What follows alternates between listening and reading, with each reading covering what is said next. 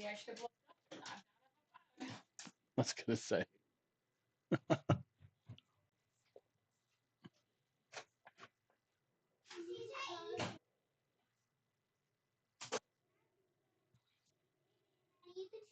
We don't have any pizza here, dude.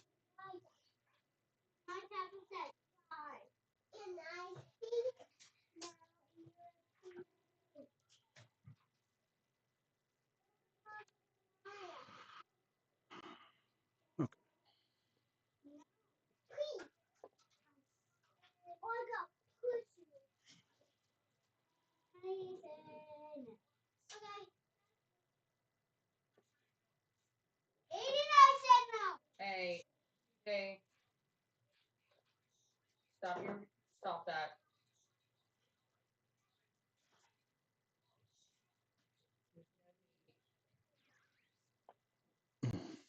don't know where Matt's at.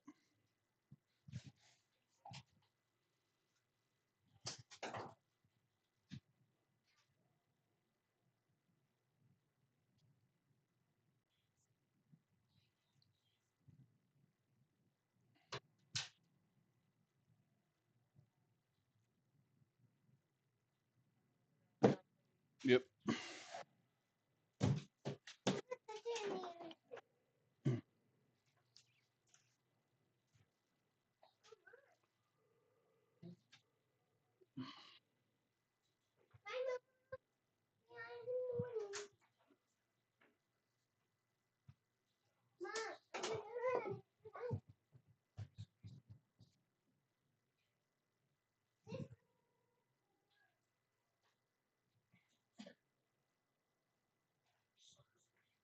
Didn't do bad. As far as what?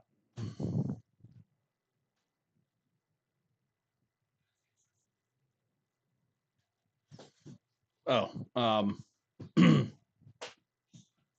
we lost. We lost.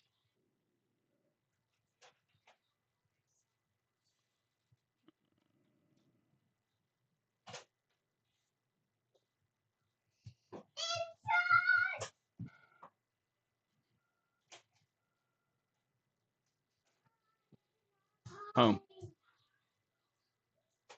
Yeah, we got another home game, and then we'll be going to Avon. So another home game. Uh,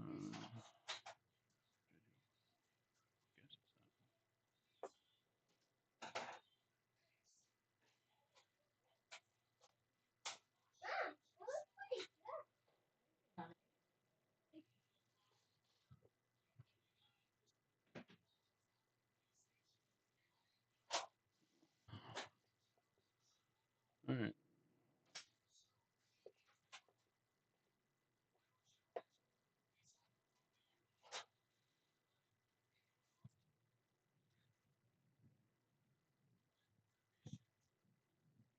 Okay. He can jump in when he jumps in. You ready? Or you still need a minute?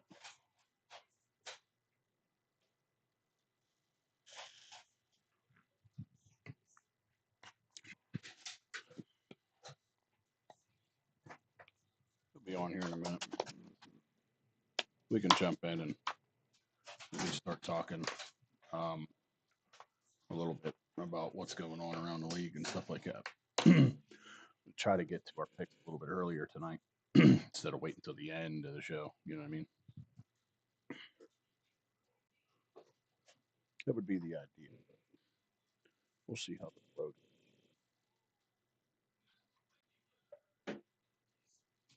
You hear me? Oh, okay. Just want to make sure.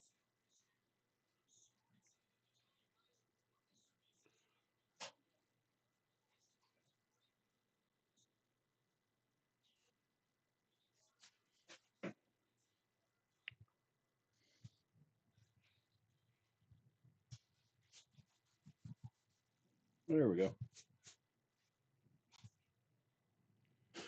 Not much. Just waiting on you there, Twinkle Toes. You ready? All right. Some people like that stuff. I was gonna say, Just some people like that stuff. All right. None. Here we go. Ready? What's up, everybody? Welcome to Sports Dummies, where we sit here like a bunch of dummies and talk about sports. I am joined tonight by our co-hosts, our three co-hosts, me, myself, Mike, and Matt, coming in to spew the stupid for probably about 2 hours or so about things that we don't know. We think we do, but we don't. So, We with really that being don't. said, we really don't.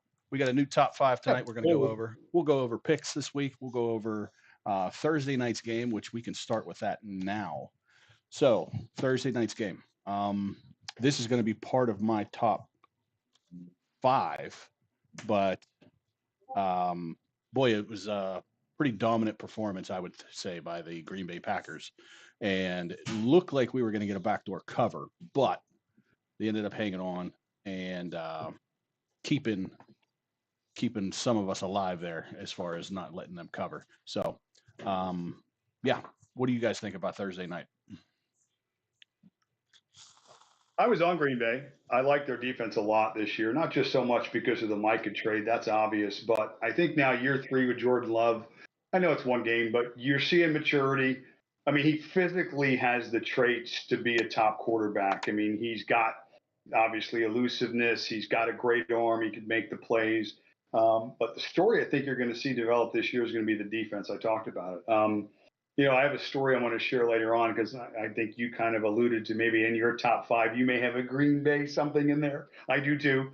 But mine's going to parlay into a story I heard today about the defensive coordinator, Jeff Hartley. And it's kind of interesting and funny. So anyway, yeah, I agree. I think the Packers are going to be the team to beat this year. It's just I just think that's what it is.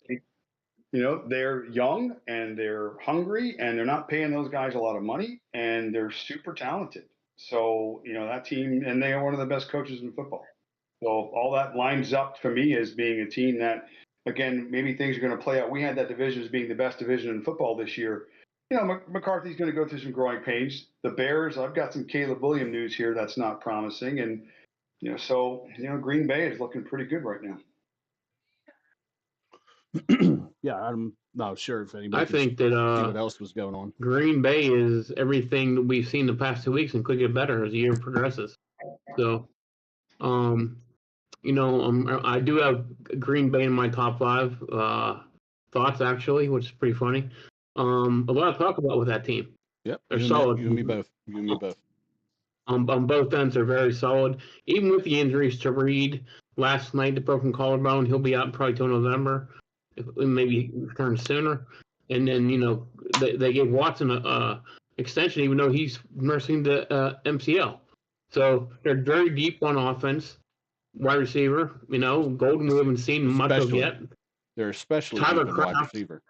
Tyler Kraft, I was on him from the get-go this year because last year he ended up with a ball of fire. So, watch out for the Packers right now.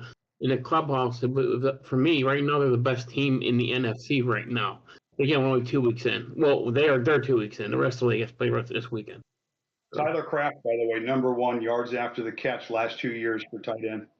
So he's a beast out there. I mean, he's like Gronk-esque, minus having Brady as the quarterback. You don't want to tackle that guy. So yeah, super talented. And here's another thing too with their defense. Looking at how they schemed, they only rushed 4 that entire game. And they were able to get pressure, and they were able to mix schemes. Because I was watching a lot how they were lining Parsons, and it was a lot mostly just stunting him. It wasn't like they were trying to disguise coverage. They were just 4 guys, and they just were mixing and matching in the secondary, made it work. They were pretty dominant, so pretty impressive. Yeah, I agree. I agree with everything. Yeah, and, Mike, I don't know if anybody else heard me, but a position that they're very deep in right now, and that's wide receiver. So if they're going to have some hiccups now with your wide receiver core, now's the time to have it. You got that depth and everything like that. So that's probably the best time at this moment, because by the time it starts really heating up in November, then Jalen Reed is supposed to be coming back. So kudos to them. for basically having an injury early that's going to help them out in the long run later because he'll be, even though he's coming off an injury, he's going to be fresh. So, run that kid. Um, so yeah, I think that I don't know if anybody can see it on your guys' end, but I have it up. It's displaying and being broadcasted on both mine. But we were all riding on the Packers, and I don't think that was a second guess for any one of us to go with Green Bay last night after Washington. Even though Washington had a good, strong start, they just didn't seem like they were the team that they were last year on offense wise. So I think, Green Bay in itself is turning out to be, like we all said, the team to beat in the North in the NFC. Looking at these games and breaking them down, just, picking wins and losses, some of the things that we even talked about, look at those two games. Advantage for coaching was Green Bay. Advantage in the run game was Green Bay. Advantage in the defense was Green Bay. Advantage, it was enough on that side last night, and it showed clearly how they played. So, I mean, to me, environment, coaching, quarterback, I'm starting every game at those three and then working from there and seeing what the rest, how it all plays out when I'm determining who I think is going to perform. And I think that's going to be a consistent story all year. I would agree. So we'll move on from the Thursday night game. We'll talk about some of this NFL news that we got going around the NFL at the moment. A lot of injuries right now. We just talked about Jaden Reed, but let's also talk about another big guy that just went out last night. Big name, Eckler, tears his Achilles. For a team that ended up just dealing their all-star back, their all-pro back, Pro Bowl back. I don't know if he made the Pro Bowl. Robinson Jr. Yeah. For a team that just traded him and having faith in their backfield because they traded him, you would assume that they have faith in their backfield if that's the case. Goes ahead and lose an integral part of that backfield. Now, in the front office, you got to be thinking to yourself, they've got to be kicking themselves in the ass at this point. Yeah, I mean, I know it's week one, and hindsight's always 20/20. But could you see it play out 6 to 8 weeks into the season where the Redskins are still struggling offensively, and you're looking around the running back room and they're still chasing the position when they had it and decided to trade away? Well, man, it's 100%. It's crazy. You just said a bad word. You said a bad word. I said Redskins, didn't I? Oh, you did it again. You did it again. We're Give it canceled. to me. We're canceled. Yeah. But so I mean, it makes more sense from that perspective. Why do you do that? Why do you? I mean, again, there's a handful of players, age-wise, at the position specifically, that we already knew were question marks potentially based on situations and age and other things. Eckler would have easily fallen into that category. So, I mean, it's unfortunate it happened week one, but if you had said, how many games is Eckler playing this year? Nobody's saying it's that. Yeah. So it's not a surprise. And there's others that are going to fall, unfortunately, I think, too. But it's football. It's a brutal sport. Yeah, that is true. It's just, for a devastating injury like that, because it almost seems like the Achilles injuries now are what the ACL injuries were 10 years ago. Absolutely. ACLs now, you tear an ACL and you could be back in as soon as, 9 to 10 months. 6 to 8. Yeah. With Achilles, though, it's just like you might as well just chalk it up because you can guarantee that not only is he gone for this year, but he's gone for next year, too. And I don't say that in terms of he's not going to be available. He'll play, but he's not going to be the same running back he was. It's kind of like how we talk about Nick Chubb now. He's had those 2 major surgeries on his knee, and he's just not the same running back he was, which is why Cleveland moved on from him. So I wouldn't put stock in Eckler sticking around in Washington after this year. We may have seen the last of Austin Eckler, fellas. His game is based on speed. You know what I mean? Injury like that for running back is tough to come back, regardless of who you are. He's up there in the wrong side of 30. I have a hard time believing that he'll come back the same back he was, but I could see that being his last back, in the NFL. His last play in the NFL, which is sad. Yeah, I agree. Hall of Famer or not? No. Okay. solid back, but he was a third down back basically. He was good in San Diego and with the Chargers, with the LA Chargers now, but not Hall of Fame stats now. Yeah, the only thing brings him back is the hand of God. The same hand of God that did Frank Gore's surgery. Remember when he tore his knee in senior year at Miami 19 different ways? It looked like his knee exploded.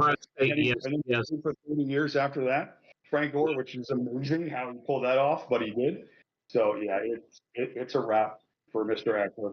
So yeah. Yeah, and that's unfortunate too, because you always hear guys talk about I want to go out on my terms and this and that. It's not looking like Eckler's going to be able to do that. His ability to go out on his own just got taken away from him last night. And what a player who made his own niche in the league, just being that third down back and all of a sudden becoming the star back for the Chargers. Hard work, dedication. I mean, wow. So, yeah. All right. So we got a big game Thursday or Sunday night, but we'll get into all that. So, so how about you guys? Did you guys watch the game last night at all?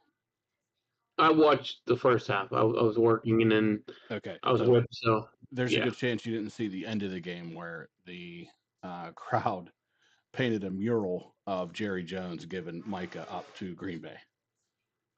No. And they held a Jerry, thank you Jerry chant at the end of the game. So I thought that was very poetic and that's funny, hilarious, and very accurate. So yeah. So I got a bunch of injury news here that I think that we should just wait until we do our picks, because I think that'll be a little bit more dramatic, so we can kind of flip flop on those. But in the meantime, Matt, you had a bunch of things that you had written down that looks like you're itching to get off your chest. So I'm going to kind of give the floor to you and kind of create some discussion. Yeah, it was just note wise. Thursday is a good day to catch Colin Cowherd, because he has Greg Cosell on there, and he's a worm when it comes to this stuff. So just knowledge, just from taking notes, stuff like that. We didn't really talk about the Chiefs. I know we'll talk about that. That's a big topic for me, because obviously they had a game Friday night. They lost to the Chargers. My opinion right now is, I know eventually the wheels are going to come off. They usually do. I just feel like the biggest problem, and again, this is what the tape is saying too, the Chiefs offense, everybody's like Mahomes and the offense and Kelsey, they haven't even been the story of their success over the last couple of seasons. It's been the defense. The defense has been their story. They've only been averaging 23 points a game over the last 2 years. But what the tape is showing is that their offense has no consistency. They have zero structured timing intermediate plays. They have nobody that runs those particular routes. It's basically Mahomes, and it's all ad lib. And obviously, that's only going to take you so far, especially now when you can see how bad the offensive line's been playing. He has zero faith in that offensive line. So they have no consistent run game. The receiving room is decimated. Their tight ends got 1 foot out the door, unfortunately, because of age. I mean, how much more can Patrick Mahomes do in this situation? So, the defense, is what it is. They're still a top unit overall, but it may not be enough to carry them this year. And it's very likely now, with the game coming up against the Eagles, that they start the season 0-2. And I think the percentage for playoff teams that start the season 0-2 is somewhere around 30%. It's like 29.6%. Yeah. Yeah. 30%. So, and there's some discussion there to be had. Now, this is not an indictment of Patrick Mahomes. People have been banging him, and from my perspective, from a fantasy perspective, because he hasn't been putting up those gaudy numbers. The offense has been not good. So it makes sense. But still, if you got a quarterback who you want on the field, it's still going to be, in my opinion, Patrick Mahomes. He's not the issue. It's just the fact that they've dealt with injuries. They've gotten a little bit old on both sides. And I guess maybe philosophy-wise, they've got to get away from putting it all on his shoulders. This game isn't about ad lib anymore. You've got to be precise. It's about creating throwing lanes, getting separation, putting your playmakers in spots to make plays. And they have none of that on offense. And it's been like that for a while. So when we talk about our predictions on that Eagles game, it's pretty clear what direction I'm going. But I'm just curious to see where you guys stand on them as well. Myself, I'm kind of with you in that boat, but I'm going to put a big but here. Andy Reid's their coach. If anyone will right the ship, it's that guy. He's a great coach. Offensively, though, with all his injuries at wideout, man, it's tough with Worthy out, Rice up because of suspension. They have, I think, Hollywood Brown led the team with 16 targets last week, the most in the NFL, which is crazy. Kelsey, it looks like a shell of himself right now. So, like you're saying, you're right on with, Pacheco and Hunt, and the running game was really non-existent for them. It's all in the home. So, unless that defense and Chris Jones can create some havoc and get turnovers, man, it's going to be a long year for the Chiefs. Not that they won't be a playoff team, but we're not going to see that Kansas City team we expect to be there in the last two teams. I think it's going to be hard pressed for them to do that. I think personally we saw on Sunday night a game that maybe surpassed the Rams and Chiefs from 18 in that Buffalo and Baltimore game. What a game, Not to get away from the Chiefs themselves, but that Chiefs team couldn't do what this Chiefs team couldn't do what that Chiefs team did in 18. Where they were just prolific. So yeah, offensively, they're a shell of themselves completely. Yeah, So, I don't know what it's going to be. Well, it kind of sounds like we've already kind of made our picks on this Philadelphia and Kansas City game, so we might as well just keep going with that. Kansas City. from a gambling perspective, Patrick Mahomes has only been a home dog one other time in his career. Right. And he lost that game. Right. So in this instance, he's going to be another home dog, a point and a half, as a matter of fact. The Chiefs are getting point and a half, and the over-under is 47.5. So, Matt, it sounds like you're riding high on the Chiefs. Am I right? Eagles. Yeah. Okay. Yeah. I misread that. And Mike, then I guess it sounds like you are doing the same. Not so fast, my friend. Okay. No. This is basically a pick 'em. Yeah, right. It's a pick 'em. Eagles won 15 straight. What's that? Eagles have won 15 straight. That's nice. That's great. You know what that and a cup of coffee get you? Nothing. That's great. Yeah. I took in this game, if I'm not mistaken, I took Kansas City in this game. Okay. Just because they're at home. Yeah, that's great. We just figured out you have no brain officially. So go ahead, continue. Because they're at home. And the Eagles defense right now is not. They lost the top corner. I mean, they're playing with backups. I don't know. You can say the same thing about Philly's going to be a good team, but Dallas gave them a hell of a fight last week. I guess Carter was out, obviously, but that was a tight game. It could have went either way. So I'm sticking with the home team. The Chiefs really are desperate here for a win. And there's a 1-point game for a reason here, fellas. So I'm taking the Chiefs at home and the over. What I'm taking in this one.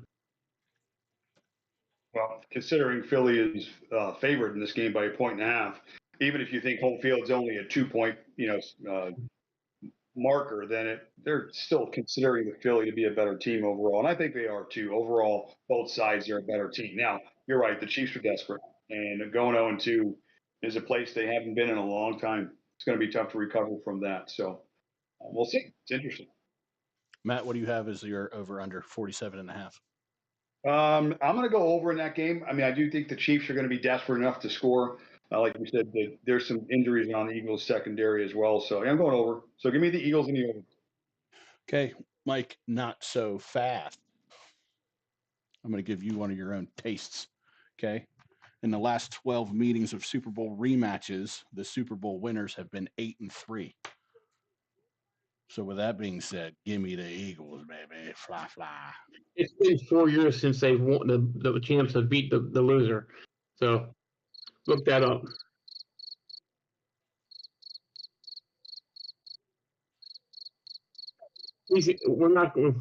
That's not going to stop, Matt. I'm just letting you know. No, I just discovered this stuff. It's going to go all night long. I'm going to take the under in this game, though, because I think this is going to be a tight game. They're both going to be fighting this one hard.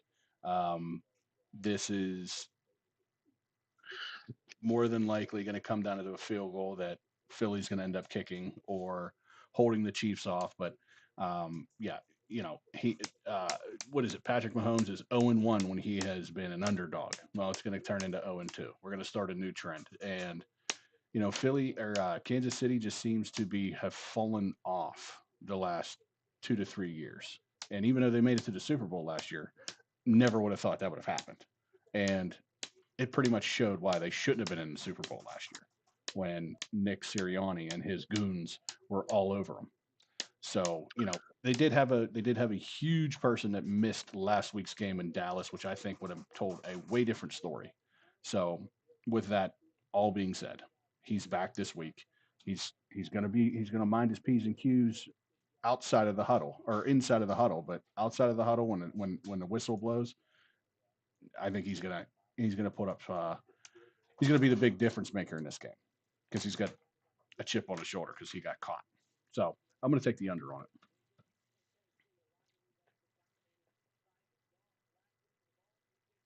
So we got one pick out of the way. How about we do a top 5 segment and give us your number 5 of your top 5? I'm rocking and I'm rolling. I'll go first. This was easy for me. One of my observations this year, and of course I have many because that's who I am. Dolphins are toast.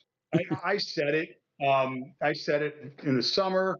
I said it on a couple of other podcasts. I said it in ours. There's been too much noise in the off season. Your best skilled players making the most money already have one foot out the door.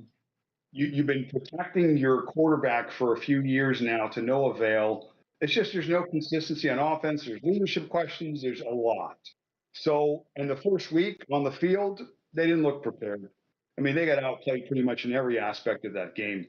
So now they face a Patriots team that we thought probably would show a little better in week 1. But again, it's understandable because this is the NFL and it is tough to play week after week. You still got a young quarterback and a new coach and new systems and stuff like that. So give me the team this week that's ascending like the Patriots, and certainly not a team like the Dolphins that are descending into oblivion.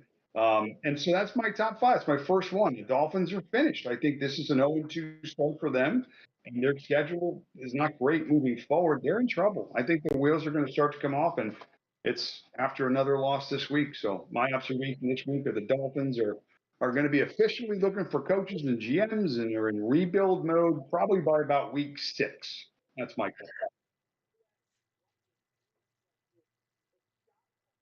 Go, Chaz. Okay. My number 5 is going to be the Steelers defense. Kind of surprised me a little bit on how bad they looked on week 1. But again, we talk about it. It's week 1. Don't get in a tizzy. But in the same right, it's a little alarming for a team, for a defense that seemingly has gotten better on paper and has the most expensive defense in the league. But what comes with that is also an older defense. And I think they figure it out. And it's only week 1, but it's a little bit worrying that our defense has not, because typically the offenses are a little bit bogged down because timing and everything like that. They're still trying to get on game speed and everything like that. So defenses typically shine in the earlier weeks. But in this case, obviously they made plays when they needed to, but there was too many times where they let them hang around a little bit too long that I didn't particularly care for. So at number 5, the Steelers defense. I'm worried, but not yet. I like that from both you guys for number 5. My comment on that, Chaz, is extremely worried because we had 3 months to prepare for a team that we knew what they were going to do, run the football. True. And we didn't address that all off season. We decided to work on the back end, and which looked good. Jalen Ramsey made a great play. But again, we drafted 2 defensive tackles. But if you think about it, that has been the Achilles heel of the Steelers for the last 5 years at least. Yeah. So even though they didn't seem to have worked on the front end of that, the back end they definitely did, which was a huge glaring thing that they needed to address over the last 3 to 5 years. Now they got some new talent up front, but unfortunately, we haven't seen him yet because he's got a knee out. He hurt his knee, I guess, in week 1. So we've seen him, but not a lot. So in preseason, yeah. Yeah. My biggest problem though is coaching and fundamentally what they're doing with Keanu Benton. They're using this guy like he's a nose tackle. He's not a three technique. He's not Casey Hampton. He's not Joel Steed. He's a nose tackle, a 4-3 nose tackle. He's too tall and too big. Guy out back, the guy drafted in the 5th round could be your big guy. But then we played him 12 snaps. I don't know what they're doing, but if you look at how they're using the players on the defensive line, it doesn't make any sense. Again, it's kind of the same thing they do on the offensive line, where they're not using the players where they played in college. They're moving their positions, and this is what this is Achilles' heel. It's been the last 2 or 3 years. You draft a guy who played one position in college, and you move him over because they love guys who are versatile. Well, guess what?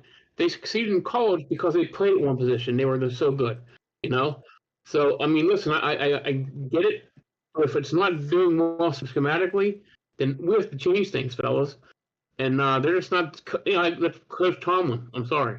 So, that's all. Okay. For me, in the second half, it didn't look like we made adjustments defensively at all. Going on the tape on the flip side, I mean, our receivers looked so open because, according to Cosell, the Jets were blowing assignments all over the field. Like their defense looked like they hadn't played before together. He said there was 3 different plays, 2 of them we scored touchdowns on, where the D-backs were completely out of position. So, I mean, Rodgers had a good game. Offense looked pretty good, thank God. But that's not going to continue this week when we get to talk about the matchup against Seattle. That defense is no joke. And they're going to bring it this weekend. So there's not going to be many blown coverages. Our defense is going to have to figure out a way to play a lot better than what they did. The offense is not going to bail them out this week. It's not going to happen. The only saving grace we have this week, when we talk about the Steelers game, we'll get into it, but their top 3 and their top 3 layers, there's top safeties out, their top cornerbacks and roll out, and now their top defensive tackles out. So very interesting there. Totally agree with you, Matt. Different animal in Seattle on defense. The Jets had some blown assignments, but the Steelers have to get better on their own. Not worry about other teams right now. They have to do that. So my Mike, number 5. I was just about to say, Mike, let's get your top 5 here because it sounds like we've already kind of picked the Seattle-Pittsburgh game. Yeah, my number 5 is the Las Vegas Raiders. Very impressed by them. Bowers went on hurt, and it didn't hurt. Mayers filled in nicely at tight end. They really didn't have much of a running game, but Geno Smith threw for 362 yards, and that defense totally held the Patriots in check. So really impressed by them. I think I stated it last week. I think they'll be a much better team than people think. Geno Smith spread the ball around. So I think they're going to be a fun team to watch. I think it's a great matchup Monday night. With let's not forget about this Wag, coming back from Brazil when the Chargers are coming back. So it's going to be interesting, that game, Yeah. So, yeah. Listen, Geno Smith is a top play-action quarterback. I think his numbers, metrics from his last year, was number 2 or number 3 passer rating under play action. When you just drafted Gentry, potentially one of the best running backs to come out of the draft, you've got talented, you've got one of the best tight ends in football. That offense is going to look pretty good. If they can create lanes and ways to stay consistent on offense, Geno Smith's going to be successful with the Raiders. So that's a fantasy option we should start looking at more for DFS. Can't draft again. I think the only Raider piece I have is Jacoby Myers, which I'm glad I do, because that guy is just solid money. 8 for 97. I mean, the guy's solid. So. He's solid. He's a 80 catch, 1,200-yard guy. You can't predict touchdowns, but he's anywhere between 5 and 9 to 10 touchdowns maybe this year. So, Right. I mean, it's massive for a guy like that. So, Yeah. Anyway, I'm on it. I like it.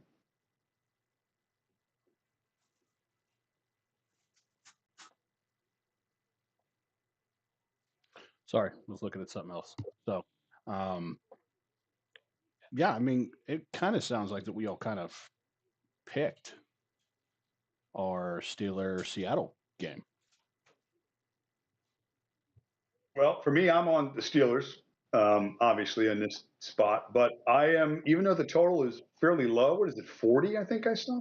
40.5, that is correct. That's probably the lowest total of the week. It is. You got the Saints at 40.5, but yeah, that's a pretty low total. Despite that, I'm going to do what Vegas is telling us. I'm going under in the total as well. I think this is going to be a sloppy. Both teams trying to establish the run, and then Rodgers ain't throwing for 4 touchdowns this week. So this is going to be close to the vest. Defensive game. Hopefully we get our ship righted on that side of the ball. I don't see Seattle being able to run super effectively against us, even though they've got 2 pretty good backs. But I mean, I don't know. I know your favorite quarterback's on the other side, Chaz. So hopefully, we'll make him pay. At least this week, I'm not a Sam Darnold fan. I will admit that. I'll put the jersey in the closet for the week. But I guess we'll see how that all plays out. So I'm on Steelers in the under here, even though it's a pretty low total. Yeah, Sam Darnold.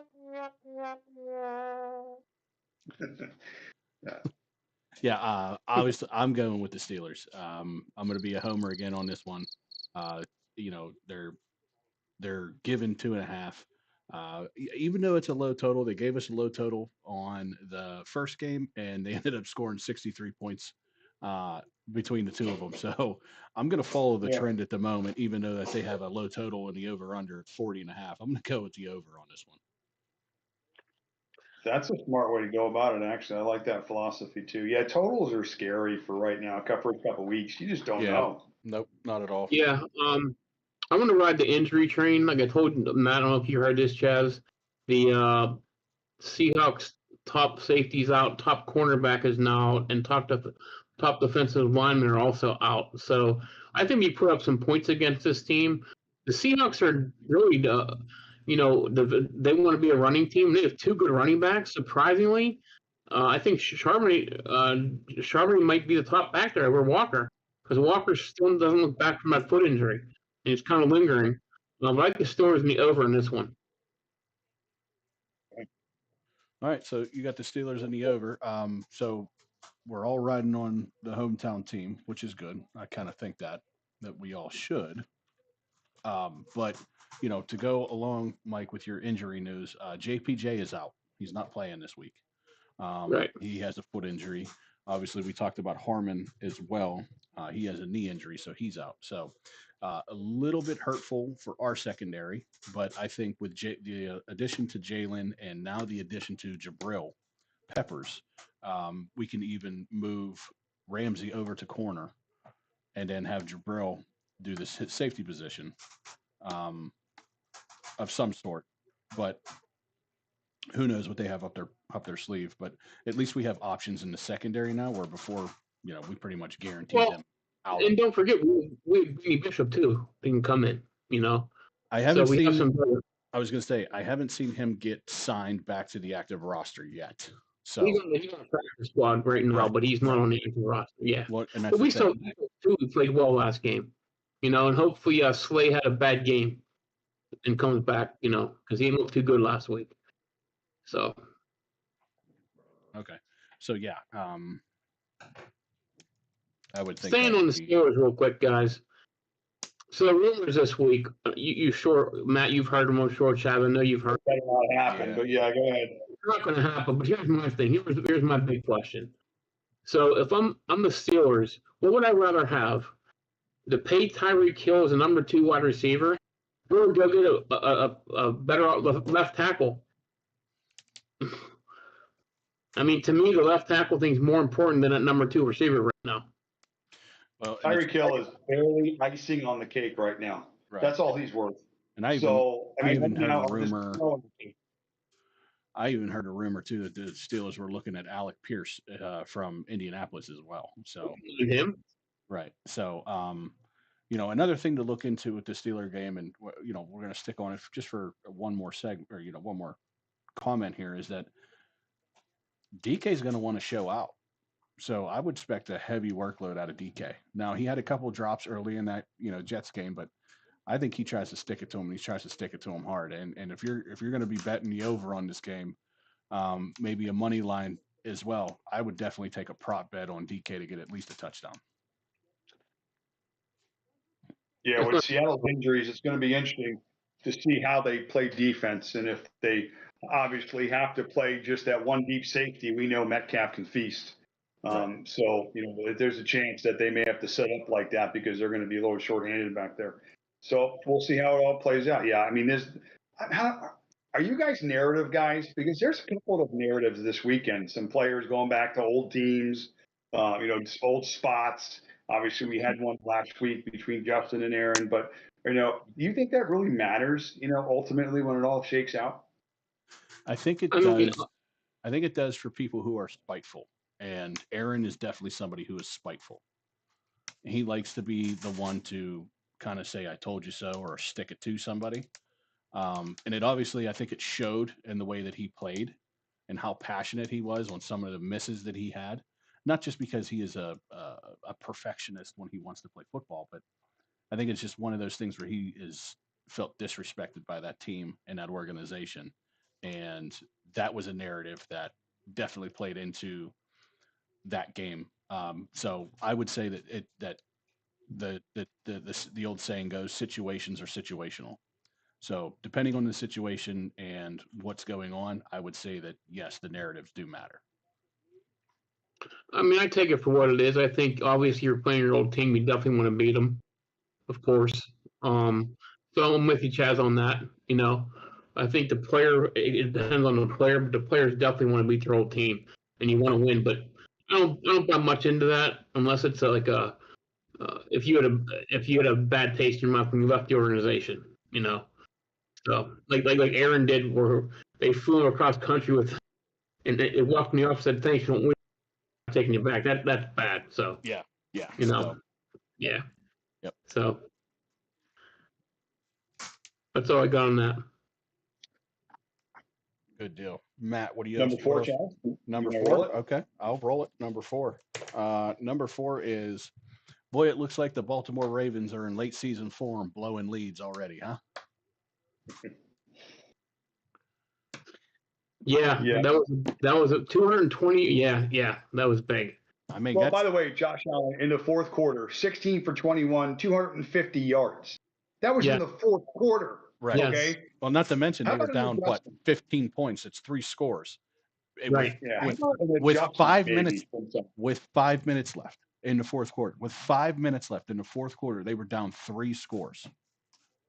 It's almost like that team snake bit. No, it's pretty funny as a Steeler fan because Derrick Henry had a monstrous game, but then he fumbles at the end of the game. That you know what I mean? It's just I don't know. It cracks me up. Totally cracks me up. Love Buffalo winning, but again, I think we'll see these teams meet next in the AFC Championship game. Oh, I don't doubt that. I have no doubt about the fact that they're going to see each other again. But it's just it just seems that in big moments and in big games, I don't know if it's Harbaugh, if it's just the luck that they have, but it just seems like they fold when it comes down to pressure situations and closing out big games. At least in the last 2 to 3 years, for sure. All right. Totally. Couldn't agree more.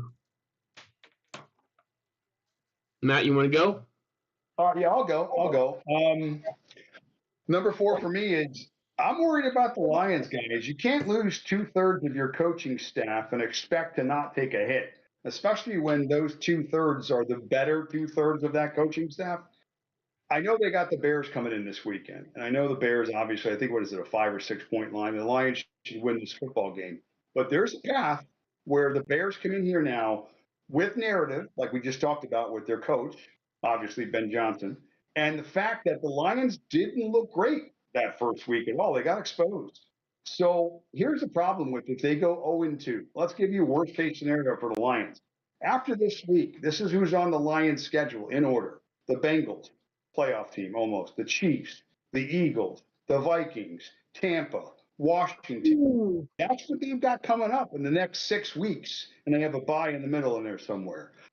It's not good. If they fall 2 games behind those Green Bay Packers who we just blew up and put on the mountain, it's a wrap. Okay, it's a wrap for Detroit. It's as soon as they got their little taste of success, is about as quick as it went out the front door because they're not going to catch the Packers. And again, the other 2 teams in the division, I guess we'll see. But the Bears do win this game. Obviously, they've got a game lead in hand too. But not saying the Lions lose this weekend, but there's a road, there's a path. And if they do, we got problems in Detroit. So that's my number 4. So my number 4 is that was a good one, by the way. I have some info about them coming up when we do our pick for that game. My number 4 is welcome back tight ends, the tight end position.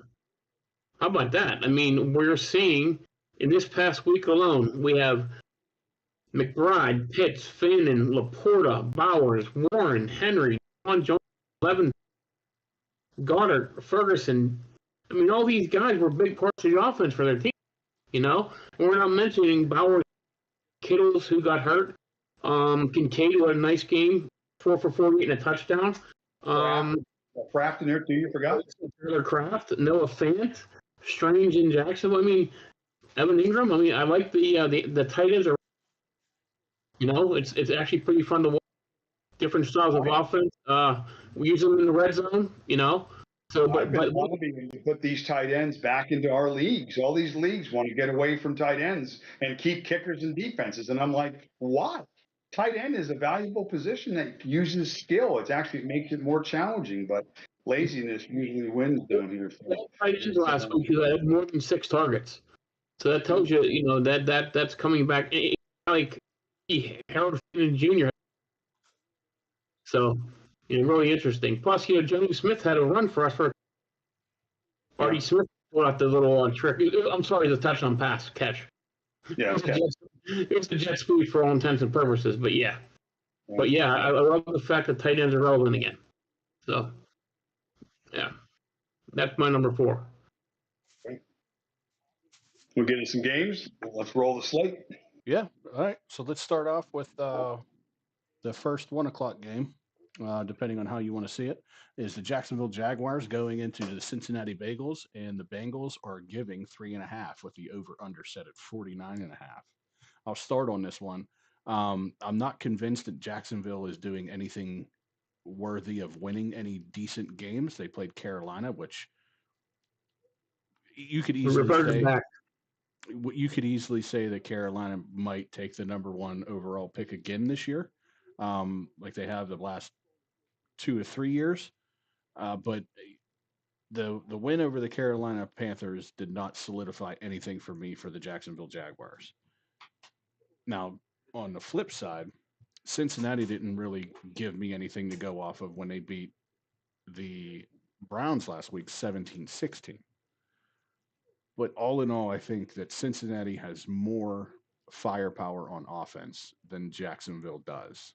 So when it comes to scoring points fast, I think Cincinnati's going to end up taking that. So for that reason, I'm going to take the Bengals, giving 3.5. And I'm going to take the under on this game because I'm still not confident in either one of these teams, especially on defense for Cincinnati, which you would think that I would take the over, but again, I just think this is going to be a sloppy game, so I don't think it's going to go over 49.5. I'll go. I'm on the Bengals. I am on the over. I agree with you about the Bengals. I'm not confident in the Jaguars' offense overall, or their defense for that matter. I just don't know who they are still. So I guess we'll see. I do know who the Bengals are, and they're a traditionally very slow starting team, but they got a lot of weapons.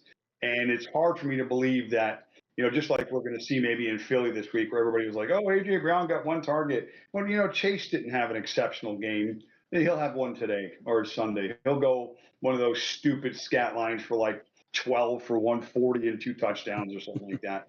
So I'm counting on that. I'm counting the Bengals offense to maybe bounce back. And I think the Jaguars are still going to improve offensively. They've got potential. So maybe they do get inside that number late, you know, because of the prevent defenses you see.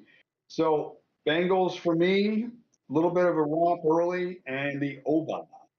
I like some pieces in that game too, fantasy-wise. I'm riding your tail, man. I have the Bengals and the over in this one. A little tidbit about this week. There's 4 matchups this week between number 1 overall quarterback picks. Cincinnati versus Jacksonville, Lawrence versus Burrows, Caleb Williams versus Jared Goff, Matthew Stafford versus Cam Ward, and Young versus Murray in Carolina versus Arizona. So interesting. 4 games with number 1 overall picks. So really interesting stat. Yeah. I always forget that Jared Goff was the number 1 pick. Yeah. You know, like it kind of. I mean, I know it, but it's like you don't think of it like that. You know, but Yeah. because I guess maybe because he started off, I don't say slow in his career, but certainly where he is now is the best He situation he started off can. slow until he went to Detroit, in my opinion. So, you know. Yeah, which So, is ironic because he came away from one of the best coaches in football. right. You know, you got to trade away for a ham sandwich. So, yeah. So the next one on the slate is an NFC matchup, and it's a divisional matchup, and it's going to be the New York Giants going down to Jerry World, and the Giants are going to get 5.5 with an over/under of 44.5. They better get 10.5 or more. Squeaky wheel gets the grease again. CeeDee Lamb, even though he didn't really make a lot of noise, it wasn't a great game for him last week with those couple of drops. And I think that he gets fed. I think it's an ugly game for the Giants. It's only a matter of time before Russell's not playing there. You know, he said all the right things, you know, at the pressers this week. I listened to him. He's like, you know, it's a quarterback room and everybody's helping each other. And okay, we're done. So it's pretty much the Jackson Dart clock is on. Probably a few more weeks until they feel comfortable enough to get him in there. But it's Cowboys for me this week.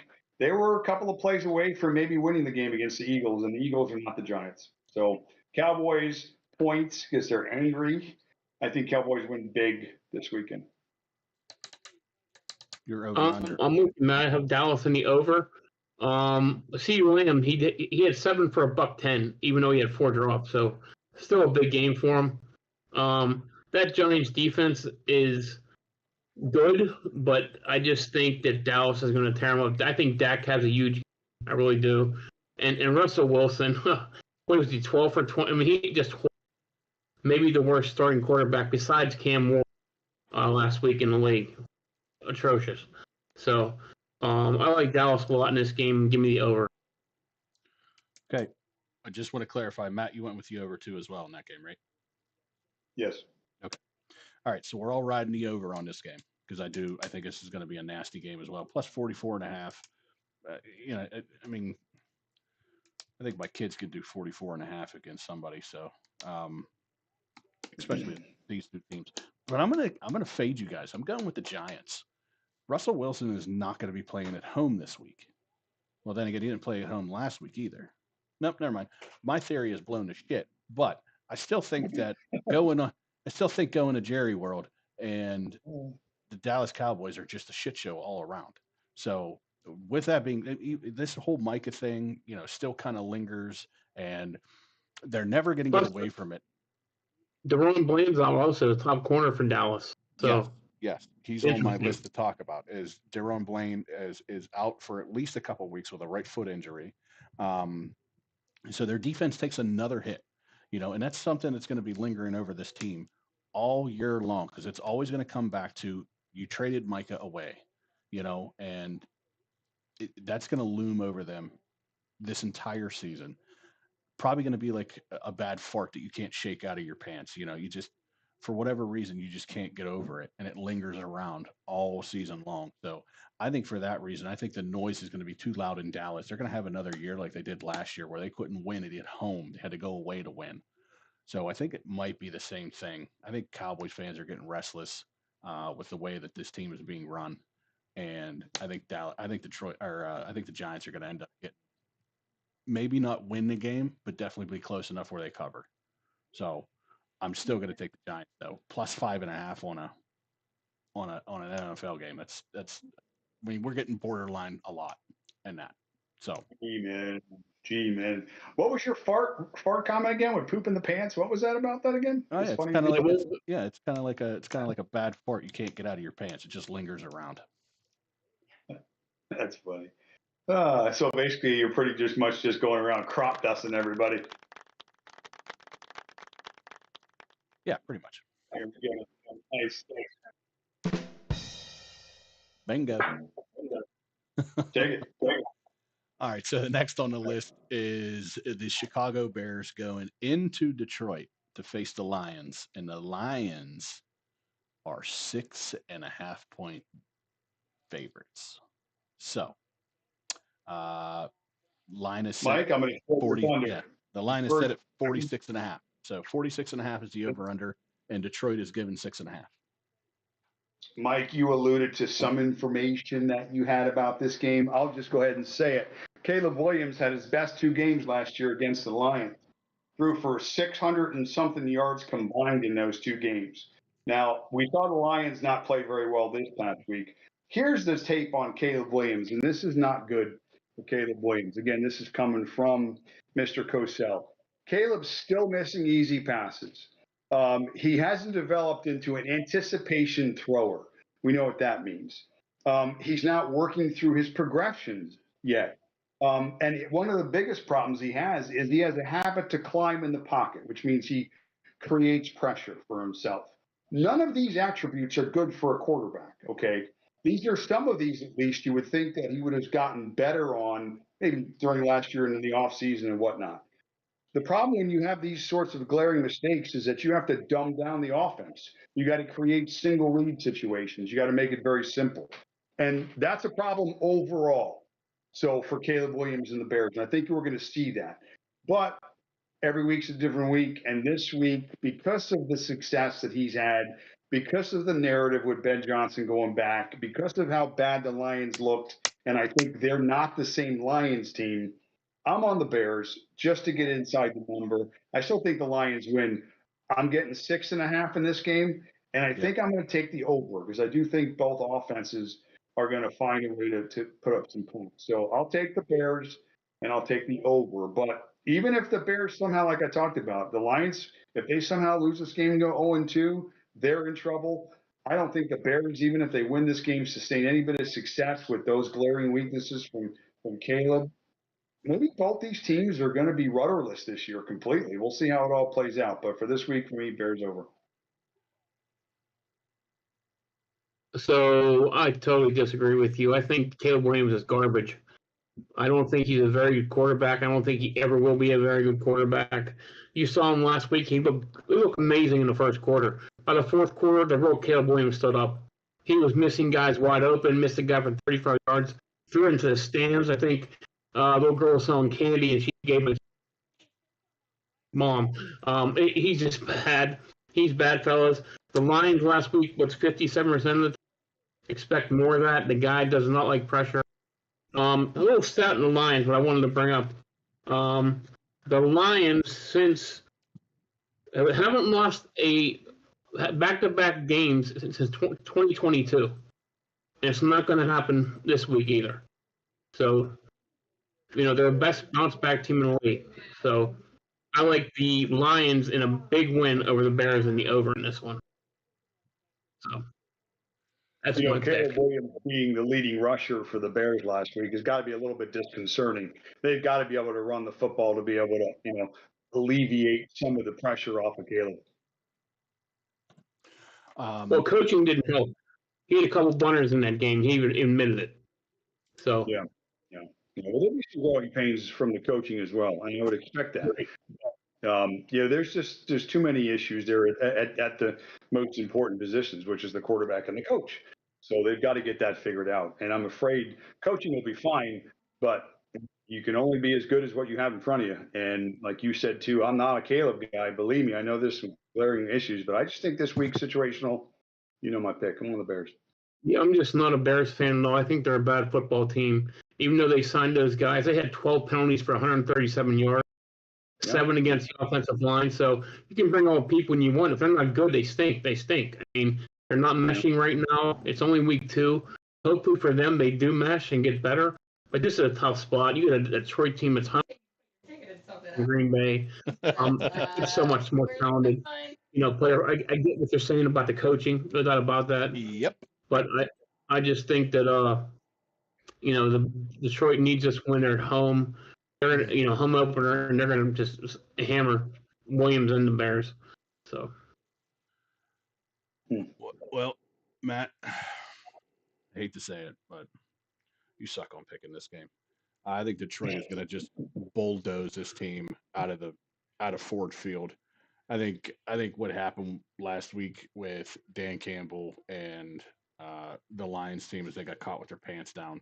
But they clean it up this week, and even though it's a large line, and I contradicting myself with the Giants game, and I'm saying large lines, but This one, they're playing against the Chicago Bears. I don't think this is going to be. This is going to be what they call a no contest in boxing. Speaking of which, we got a big fight coming up tomorrow. We'll talk about that a little bit.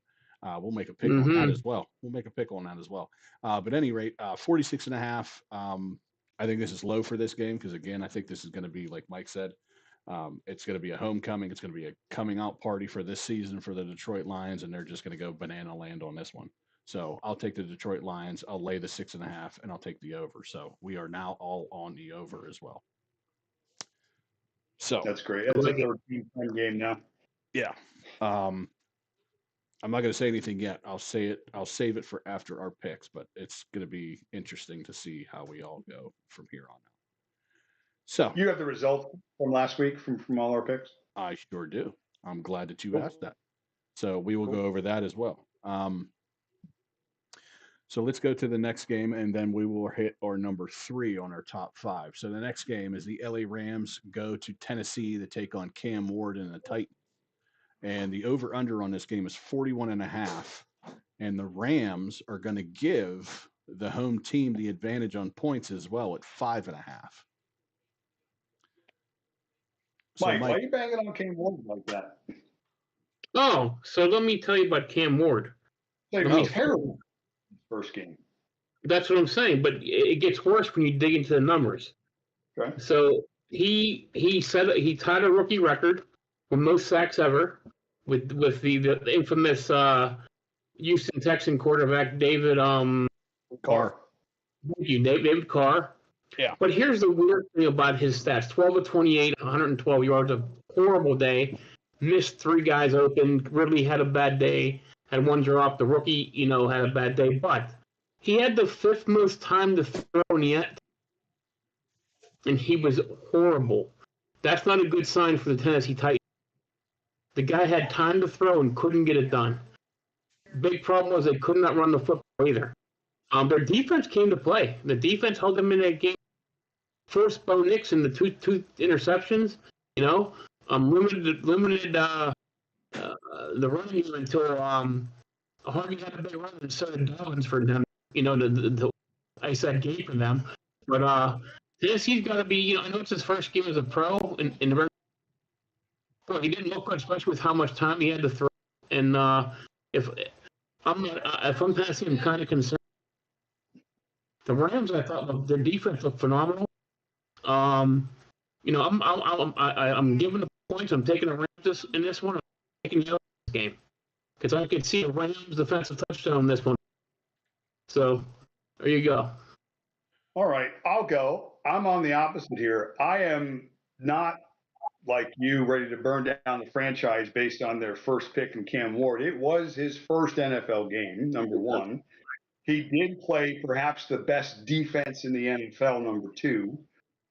Everybody's on Denver this year as being one of the better teams in the AFC. Some people had them going to the Super Bowl this year. So that was a tough spot to open up in the altitude, on the road, against the best team. It's your first game. You got orange guys flying around that field. It's going to get better, okay? That's about as worse as a spot you can be in day one as what he had to face. Also, you mentioned the running backs. The running game was non-existent, number 1. And which receiver are you guarding against on that team? Who are you worried about? Really, that's it.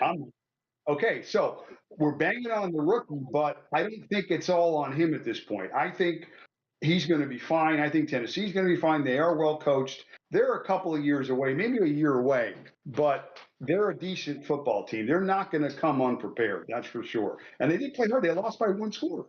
So despite their inefficiencies on offense, despite the lack of a running game and the rookie quarterback and the mistakes and the horrible stat line, they lost by a score on the road in Denver. So now they're coming home. I think the defenses are comparable. I think this is an ugly game. I think the Rams defense is very good, like Tennessee's. But it's a lot of points to be getting at home, regardless of your rookie quarterback or not. So I'm on Tennessee. I think points are tough to come by in this game. Maybe they don't win the game, but what was it, 5.5 we said? I'll take Tennessee and the under. Tennessee and the under for me. Okay. Tennessee and the under. Matt? Okay, it would have been better if you picked the right sound to begin with there, you knucklehead. Yeah.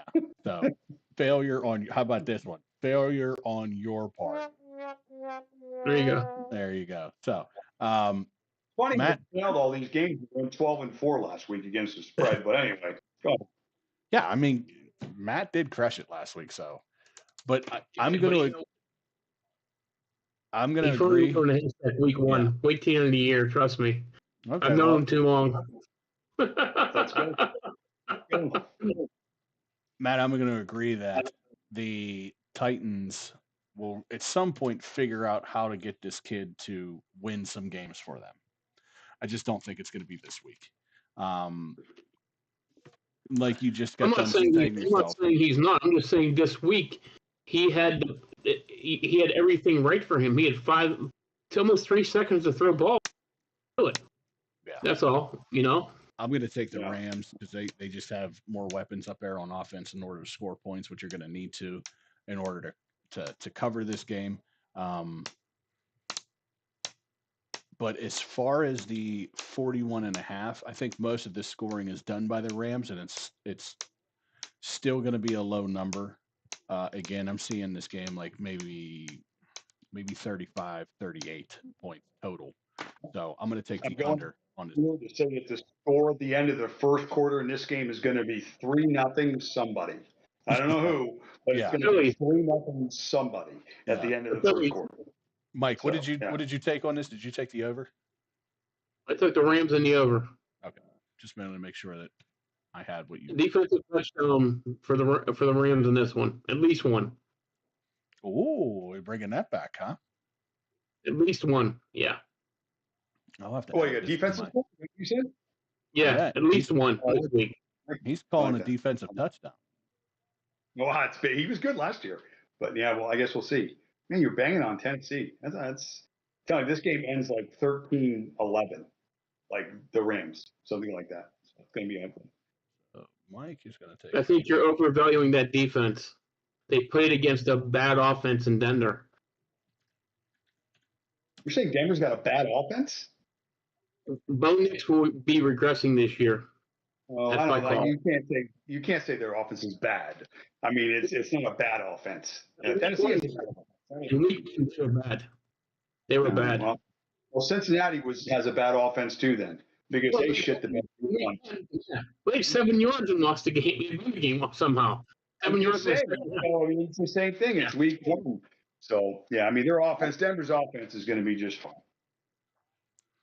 All right, well, let's not jump to Denver yet because we're going to Miami to talk about your godforsaken Dolphins and and having a divisional game against the Patriots coming to town. The Patriots are on the road and getting a 1.5. Getting a 1.5, which I don't understand it, but that's what the numbers are. I took this right off of ESPN 10 minutes before we came live. So don't tell me that the numbers Let him pick first. Yeah. Let him go on his rant. Let him pick first. So Patriots are getting hold on. Let me finish here, you knuckleheads. I got a joke. I got a funny joke. Okay, good. Well, unless it's going to slip out of your ear, shut up. So the Patriots are getting 1.5. The over-under is 42.5. The floor is now yours, Mr. Funny Man. Mike, just like you would be familiar with this situation, the number one waiver wire pickup this week was a Wilton Manor's favorite. Give me some Butte, baby. Keyshawn Butte. What, you have 6 for $103 this week? Who is this guy? Yeah. Right. By the way, he's a DFS play for me this week. I love me some Booty. You don't hear that very often, but hey, let's go.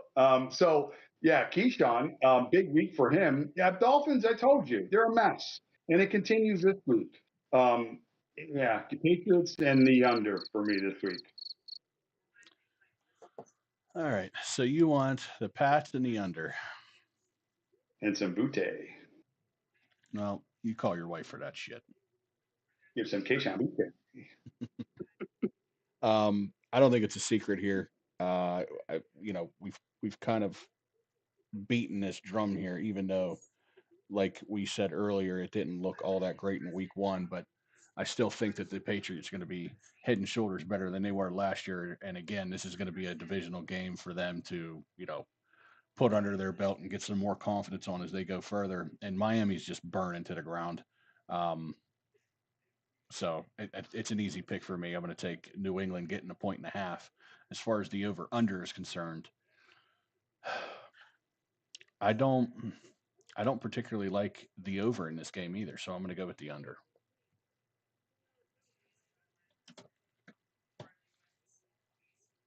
I'm taking. How are the Dolphins giving anyone points? I don't understand that. I don't understand this line. I really don't. I don't No, understand how this I line really is a don't. pick 'em. I mean, not that it was surprising if they won this game, but I would be totally surprised, honestly. I'm taking New England also, but I'm taking the over in this one. I just, that team's a mess right now. Like, you're talking about trading. I've heard Tua getting dealt. I've heard Hill getting dealt. I've heard A-Chain getting dealt. Like, it's ugly right now. The team, they're fighting on the sidelines. There's no leadership from the head coach down. It's just ugly. And they could go south so quick. If they lose this game, man, they're going to be in the top 5 number 1 pick, and that whole organization is turned over sooner rather than later. So I'll take a bounce back game in May in this game. I do like I thought the Patriots played a solid game. They just played a good Raider team last week and got beat. If anybody is going to prepare their team to punch another team in the mouth, it's going to be Vrabel. And if you punch the Dolphins in the mouth right now, they're going to fold. I mean, they just don't have a backbone right now. They have no leadership. They have no voice. Everybody's going in different directions. So adversity is going to be that team's killer. And in the NFL, you face adversity every single week. So, I mean, this is going to be just another week of hardship for the Dolphins. So we're all on the same page. Yep. So I just have the over. That's all. That's the only difference. The only difference, but still, we're all on the same page when it comes to who's winning this game. Yeah. So with that being said, let's jump back into our top 5 and hit number 3. I'll start this one out. On the number 3, I have the Bills. They let up a ton of points, but what they showed me is that they never give up and they can play from behind, and you don't count them out until it hits triple zeros on that clock. Not to mention that Josh Allen will run through a brick wall if you need him to at any point in time in the game, whether you're winning or losing. So it's not surprising to me that they're able to do that, but it was surprising to me that they did it to a very good Baltimore team in week 1. Again, we talked all about that game, but still kind of surprised me that the Bills were able to come back 15 points within 5 minutes of the fourth quarter. That to me was my surprising take. So I got them at number 3. That was good. So my number 3 is second-year quarterbacks.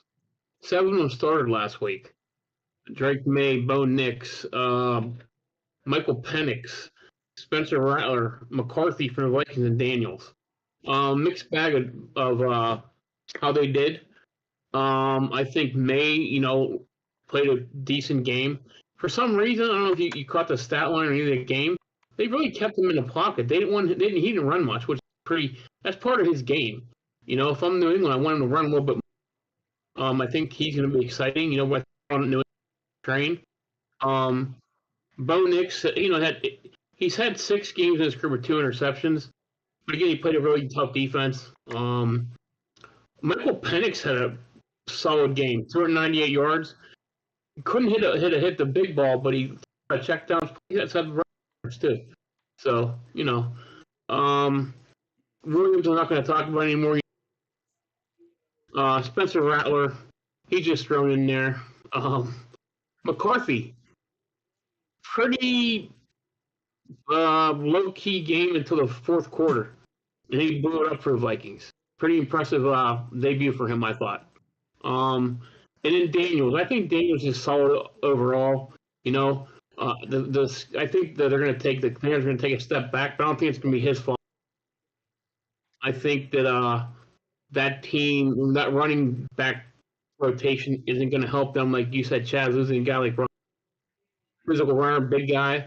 Now you look at the running backs on their roster. I think Merritt led them week 1 with 47 yards rushing, and last night he only had 17. So I think that's going to be Achilles heel for them. But overall, I think 6 of those guys or 5 of those guys look pretty good. And we'll see what's going to happen with them going forward. So You said it was going to be their Yep, I Achilles like heel. Poor taste. what's that? I said you said it was going to be their Achilles heel. Poor taste. Bad timing. Too soon. Yeah, true. The Achilles. That's all Oh, for I didn't think about that. I'm sorry. I didn't even mean that. That's funny. That's funny. I didn't get that. These Achilles injuries in all the sports. You had like 2 or 3 of them in basketball this year. Now this is the second big one in football. So it's a thing. All right, my number 3. My number 3 is just an observation on the NFL in general. Got a lot of bad press coming out of COVID. It was going woke. All the negative press it was getting. People like in my demographic, oh, I'm never watching football again, and I'm done, and all this other stuff. The NFL overall does a pretty good job in terms of policing itself, and yet you still get the stories about who beats who sometimes, and everybody gets turned off. Well, the reality is we're living in an economy still that's still struggling. Businesses are failing. I mean, I'm in the entertainment, I'm in the service industry, and we're struggling like most. But yet, week 1 of the NFL viewership up 5% from last year, up 19% from 2 years ago. NFL's king, and the train is moving full speed ahead despite everything else around us, fellas.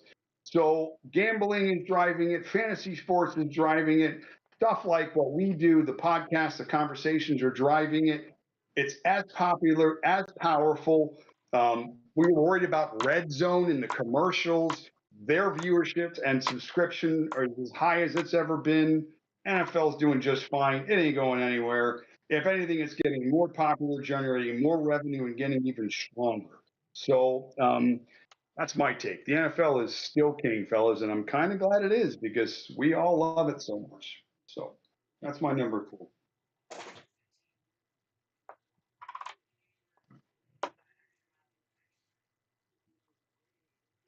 So this is a game that I wanted to get to earlier with some of the notes that I have here.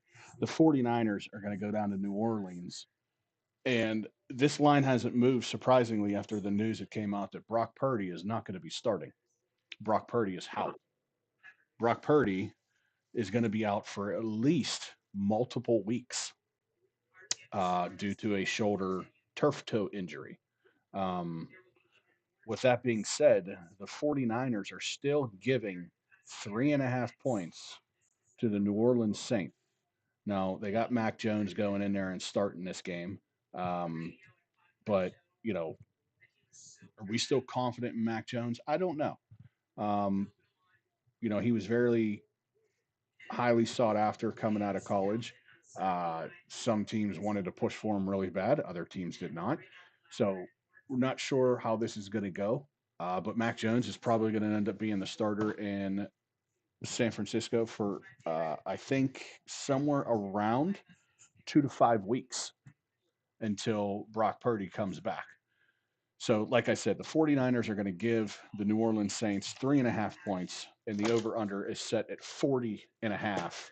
And for that, if they were playing any, and I mean any other team other than the Saints, it would be no question going against the 49ers. But since it's the Saints, and I don't think they have any idea what they're doing as far as playing football, because I don't think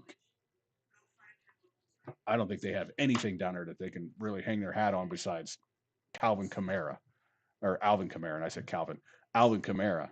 And I just found out that Chase Young is out for this game as well, I think. So there's a big piece of that defense that's going to be out too. So I'm going to stick with the 49ers, even though I don't like it. And I'm going to go the under on this game because I think this is going to be a nasty, ugly game too. So it's set at 40.5. I could see this one, Matt, like we talked about at 3-0 halftime. I could see this being a 6-3 final. Yeah, it's ugly to say the least.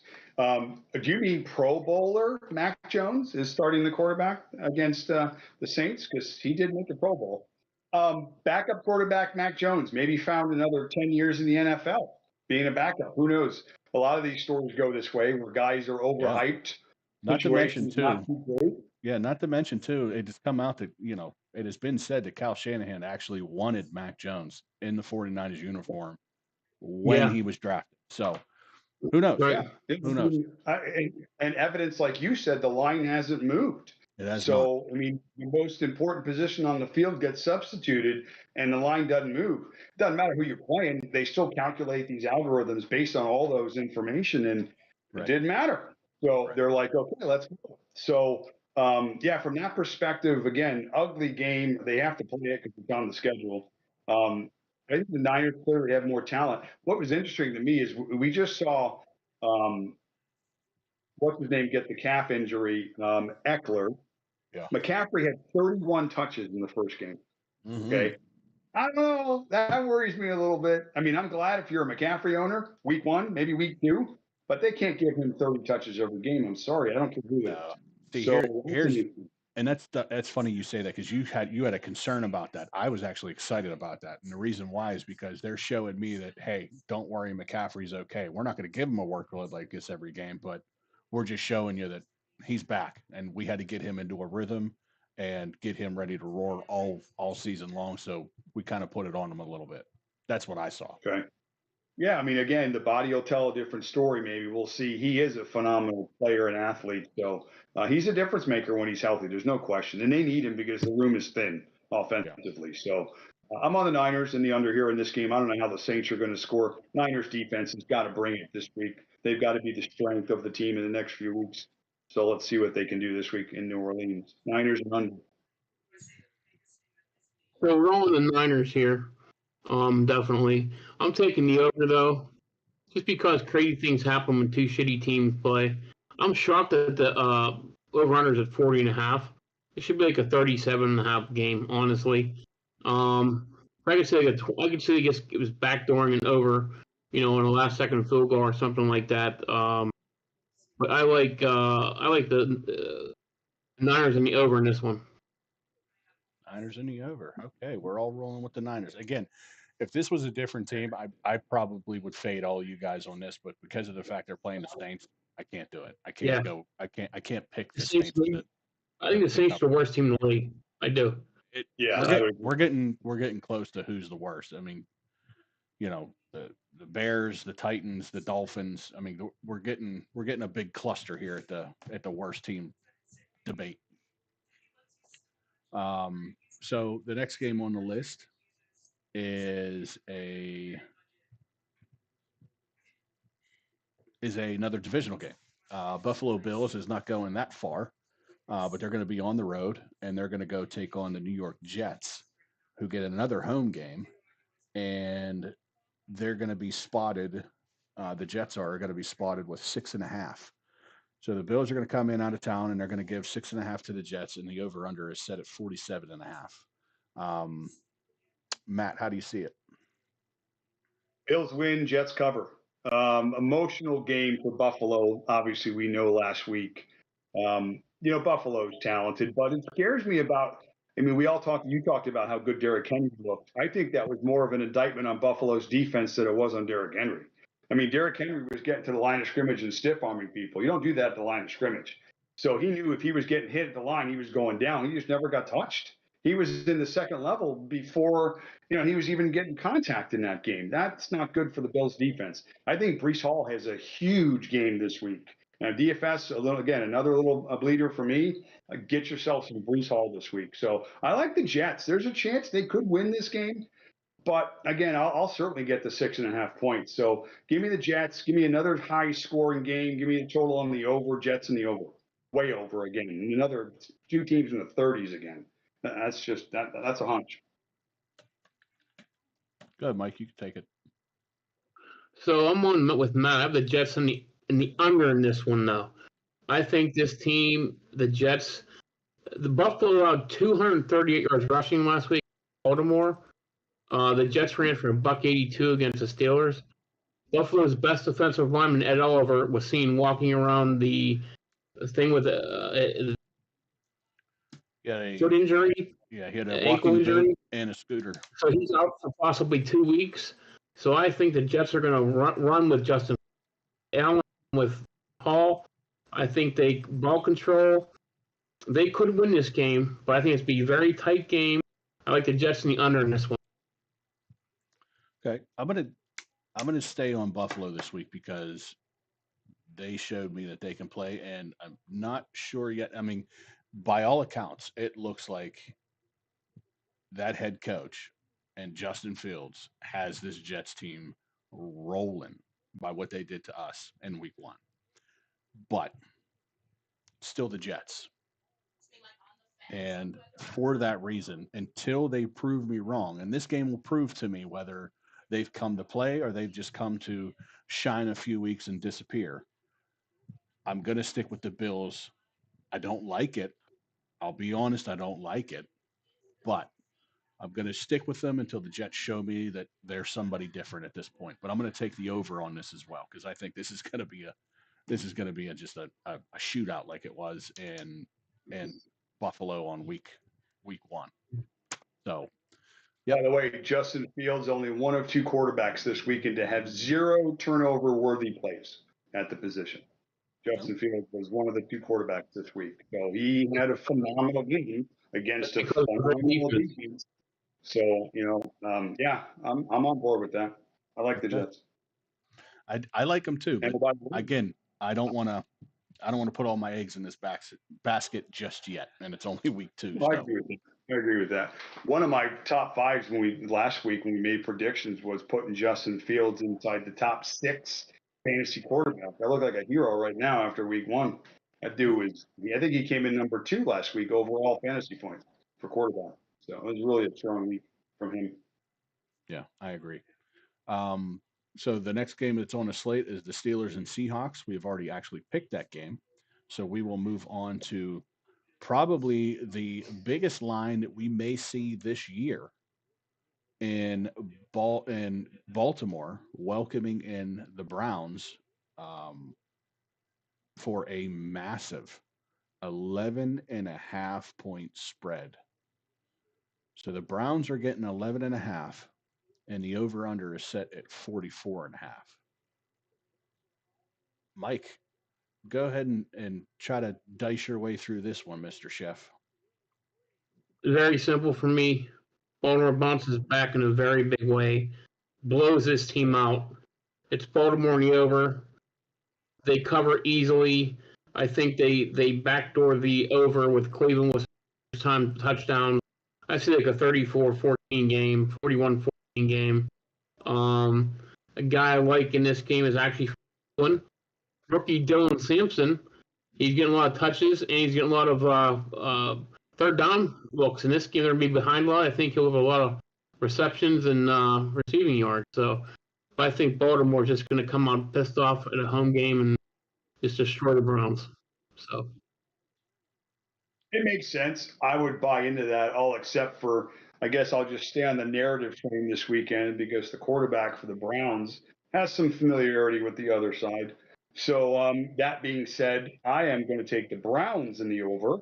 It's a big spread. The backdoor cover sounds good. So let them get inside the number for me. Browns in the over. Yep, it looks like we have all taken the over on this. 44.5 seems a little bit light in the ass for at least Baltimore, considering the fact that they put up 40 on their own. Just last week. So they're capable of certainly running up the score, and they can certainly do so on a Cleveland Browns team that we always think comes to play, but never really does. Even though you can change the quarterbacks, you can change the narrative, you can change everything you want about the Cleveland Browns, but they're still the Browns. The Browns are the Browns. With that being said, yes, 11.5 is monstrous in the NFL to try and cover. And I just think that Baltimore lays it on so thick and heavy that they're not going to get within the 11-point spread, the 11.5-point spread. I think this is going to be like a 20-point win. for Ooh, it's a Baltimore. big one. I had seen a number, maybe it was last year, but on any games that were, I think, 10 or 11 or more, the favorites covered like 72% of the time, something like that. It was a big number. So Right. typically the favorites do cover it in this spot. Of course, I didn't do that. I took Cleveland, but anyway, that being said. If this number was 17, I'd still take Baltimore. Honestly. Yeah, I probably would too. I probably would too. Because again, I think, like I said, I could see Baltimore winning by 21 easily. Yeah. Yeah. 3 scores. And the only reason why Cleveland ends up getting some, close at any rate is going to be, again, late in the fourth quarter and some Baltimore's garbage touchdowns. just garbage time. So, Yep. But I don't think it'll even be enough. I think it's going to be like 35-7, and then they're going to score 1 touchdown at the end of the game, and there's your 21 points right there to beat them by. So 35. As long as that touchdown is Jerry Judy, I'll be happy. I don't care. I got him. I don't care how many, whoever scores the 2 touchdowns that they may score. Sure, go ahead. You want it to be Judy? You can have him. I need some Judy. Yep. All right. So I think this one might be a 4:00 game. Let me check. Yes, this is our first 4:00 game on the 4:00 slate in the afternoon. The Denver Broncos going into Indianapolis to take on the Colts, and they're going to give them a 1.5. So basically a pick'em game. And this game comes with an over/under of 43.5. I'll start out on this one. I think it's also, again, something that we've been talking about for the last 3 weeks is that I still think that Denver is an improved team from last year, even though they had a great season last year. I think they've improved from last year, with Bo Nix being a second-year quarterback, Mike, as you said, and Sean Payton is still their coach. So I think he's going to have them a little bit more juiced up and ready to go on the road, their first road game of the year. Denver Broncos are only going to end up giving 1.5, so I think it's an easy one to go ahead. 1.5 now. A 1.5. Yeah. Okay. Wow. Okay. That's what I have. That's, again, I took these at this point, almost 2 hours ago, off of ESPN. Yeah. I took mine this morning, so yeah, it went down. Okay. Yeah. So a 1.5. So again, basically a pick 'em. So I'm going to Broncos. As far as the over under, Danny Dimes ended up putting up some numbers for the Colts, and if it was Richardson, I'd say this would probably end up hitting the under, but because Danny Dimes is back there slinging it, I'm going to go the over on this one. Because you haven't played hockey at all. Yeah, I mean, Danny had a good statistical game. A lot of that was on the ground. He did have 280 yards passing, I think, but he was playing the food tinky ball. And the Denver Broncos is going to show one of the best defenses in the league. They're going to make it very difficult for him. Colts, I think, because the Colts, I think, are a little bit still limited on offense, and Denver is not limited on defense. So I'm going to go with the Broncos here. I think they continue to improve. I think that they get better quarterback play this week too. They don't need much, but they get enough to win. So give me Denver. I'm staying on the under again. I'm a lot of unders this week. Give me the under in that game, close to the vet. Denver wins. Let's not forget that Mason. So a little stat tidbit I got heading into this game. Daniel Jones ate up Miami, but they had the second most blitz rate of 48.5%. Kind of why he tore them up. But Denver won't need to do that. Denver can rush 4 and get to him with their defensive linemen and tackles. So I love Denver in this game, the under. I think they can run the ball, and I think they can run the ball. I think Knicks has a bounce back game. But I like Denver in the under in Indy. So. Okay. The next game on the slate is you can kind of say this is going to be a fuddy-duddy of a game here too. I don't think we need to spend too much time on this one as well. Carolina Panthers are going into Arizona to take on the Cardinals, and the Panthers are coming in and they're going to get 6.5, and the over/under is 44.5. So whoever wants to start this one, go for it. I'll go. Cardinals win. I don't think there's much of a difference. More than that, they cover the 6.5. Tough for me. Another big line. But I think they're good enough defensively to give the Panthers some fits. This is going to be my defensive score of the week, Mike. I think Arizona gets a defensive or a special team touchdown. So I'll take Arizona and the over. Okay. Arizona in the over, you said? Yeah.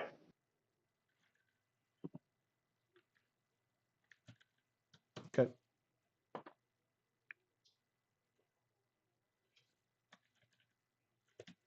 Well, I'm going to follow your lead, Matt. I love Arizona in the over. I don't think Carolina. I think Carolina, you can throw that name in with New Orleans, Miami for a number one pick. I don't think they can stop the run. Unfortunately, the quarterback took a step back last week. Didn't look good whatsoever. Chuba Hubbard put up some nice points, as he always does, because he's the focus of that offense. Terry McMillan had some junk yard. Wasn't the factor they thought he'd be. I like Arizona in this one. I think Arizona's going to turn it around this year. Had a win last week against a bad New Orleans team. I think they can win against a bad Carolina team. You start 2-0, so I'm taking Arizona in the over in this one. So I like what you both are saying, but it always ends up seeming like we think Arizona is going to be something, and then they totally screw us.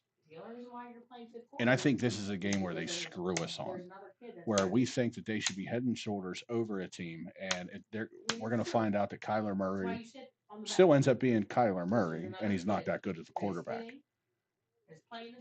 I don't see him.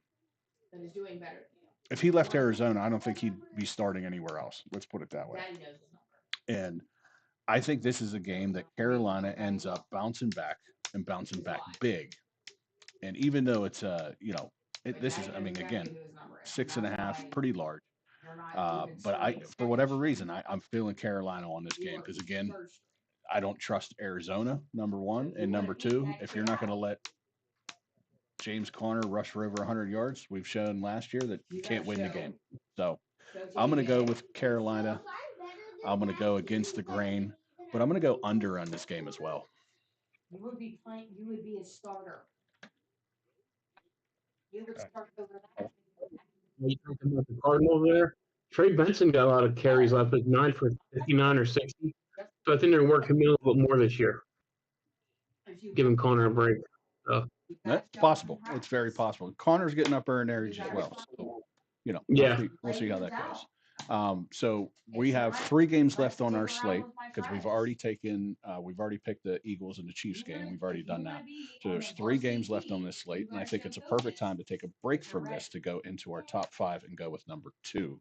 So on to number 2. I'll start this one real quick because there's not a lot that needs to be said on this one, especially with my last 2 picks here.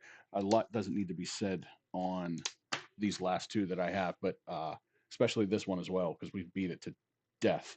Miami is dead. DED, dead.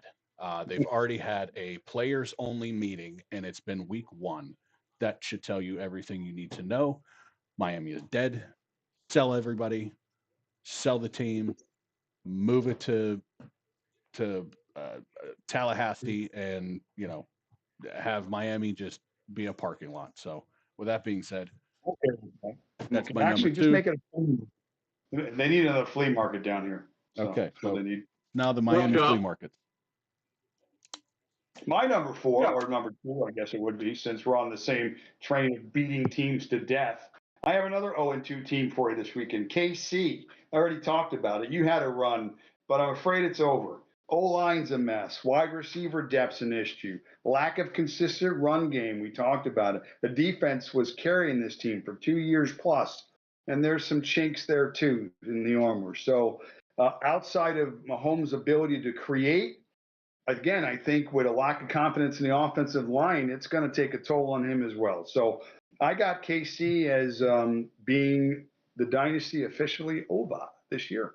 So that's what I got for my number 2. Okay. My number 2 is the Los Angeles Rams. We saw them win 14-9 very ugly last week. I just think with their coaching, I think they have playmakers at all 3 levels on. They have 2 really good receivers, good running back, good offensive, underrated tight end in Higbee. I really like what they're doing. I think Stafford stays high. I think they'll be a contender, possibly an NFC Championship game in there. And I'm buying him, selling it. McVay. So I like the Rams a lot. One of the things I said all along was this is one of the teams that could be 12-5 or 5-12. It just Yeah. depends on the health of Stafford. Yeah, I mean, absolutely. Enough talent-wise, both sides, and Stafford being still. You give Stafford time in the pocket, he's a top 2 quarterback in the league. I don't care. He makes all the plays. Smart He's so guy. efficient. Yeah, he's so efficient. Plus, Puka Nakua, who stops him? Nobody. Now they have Devontae Adams. You know, I mean, they're a team with Kyron Williams and now they're mixed a bit.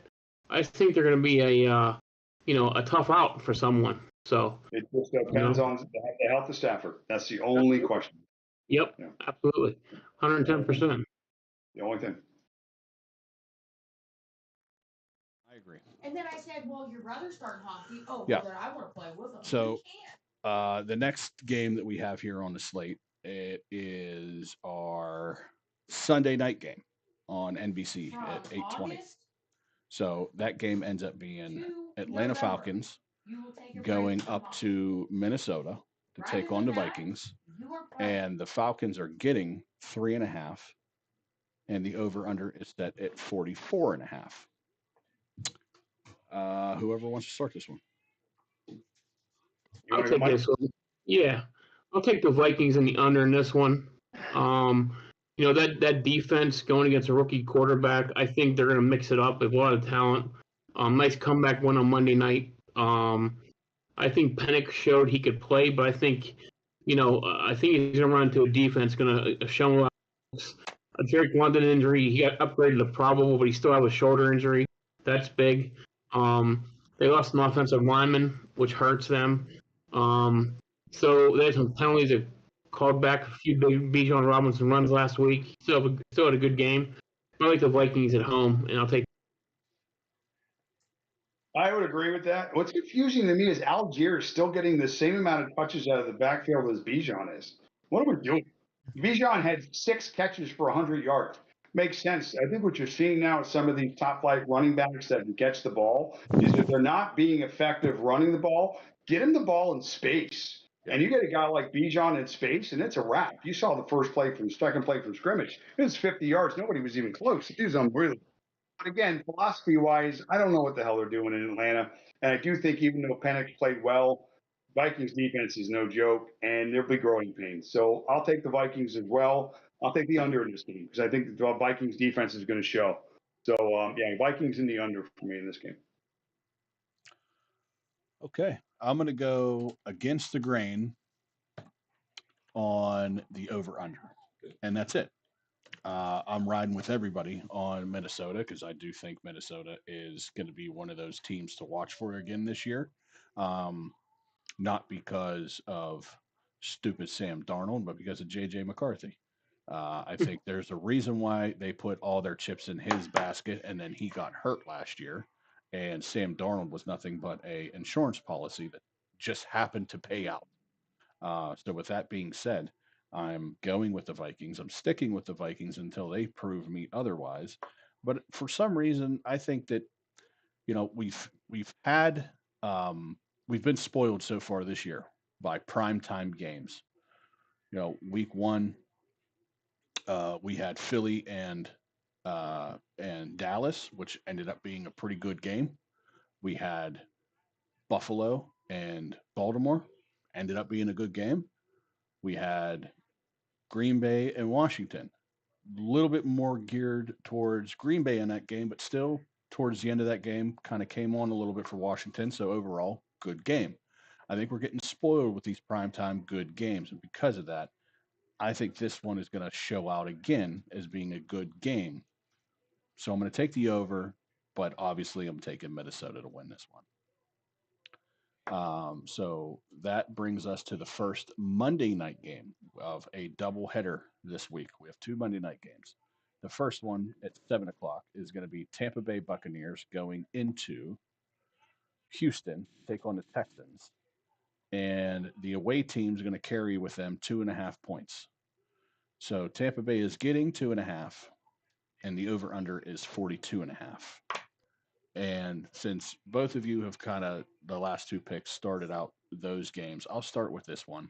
One of the big things here that was on my radar, but doesn't mean anything for this game. So I'll elaborate with that. Is that Godwin was practicing and still looking, but we're still looking at week 5 or 6 ish for him to be making his comeback this year. So probably middle to late October is what we're looking for as far as Godwin, maybe even November. But still good to see him out on the field practicing in a limited capability. This game is a little bit tough for me. And the reason why is because CJ Stroud and this team baffles me. I don't know if they're good, if they're mediocre, if they're trying to figure everything out. I mean, obviously they're trying to figure everything out, but are they terrible or what are they? I think Tampa Bay, we know what they are. They're just a team that just likes to sling it and, you know, basically let's swing for the fences and hope we make contact. And it seems like 9 chances out of 10 they do. So if they're going to get 2.5 points going into Houston on the first Monday night doubleheader, I'm going to take Tampa Bay to keep swinging that bat. And you know, I wouldn't be surprised if you see another Mbuka 2-touchdown day out of him.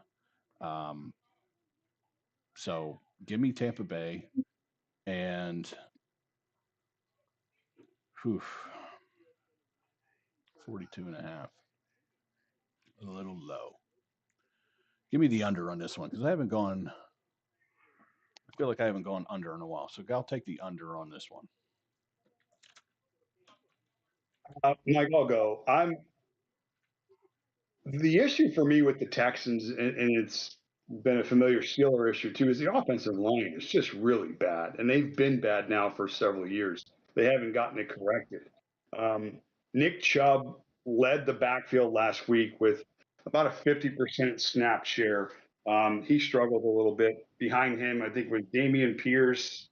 I can't even tell you the other two guys, but it's not good. And the strength of the Buccaneers is up front. They're tough up front. They're going to give you. It's tough to run on them as it is.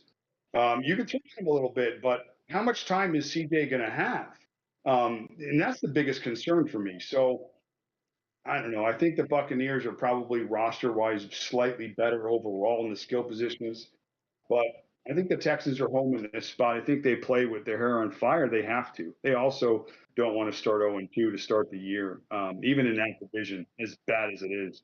So I'm going to take the Texans here. I do think this game goes over the total. I think they find points. So it's in, I don't know, 42.5 is fairly low for these teams. Texans in the over for me in this game, but close. A good close game. I'm with you, Matt. I like the Texans in this one. I think their backs are against the wall. Plus, I love what they did, how they shut down the Rams last week. We held them to 14 points on the road, you know. And I think Baker, he does a lot of slinging, maybe to the Texans. I think Stroud gets back on track. I'm taking Houston and the over in this one myself. By the way, some fantasy nuggets for that game. This is Bucky Irving's team, by the way. 85% snap share last week for Bucky Irving. Rashard White, 4 touches. Whoever the third guy is, Sean Taylor, maybe I think it is. He had 2 touches. So this is Bucky's backfield. So if you got some Bucky stock, you're in a pretty good shape there for him. Sean Tucker. Sorry. Okay. Yeah. Yeah. So that's just a little fantasy nugget there for you. Speaking of fantasy nuggets, just for knowledge nuggets, the Sunday night game, Atlanta versus Minnesota, is the national championship rematch between Penix and JJ McCarthy. So, little tidbit for anybody who really gives a shit. I really don't. Interesting. Just like Burrow and it was a semifinal game. So that's interesting too. Burrow and Lawrence. Yeah. There you go. The same year. So interesting. Which is crazy. Yeah.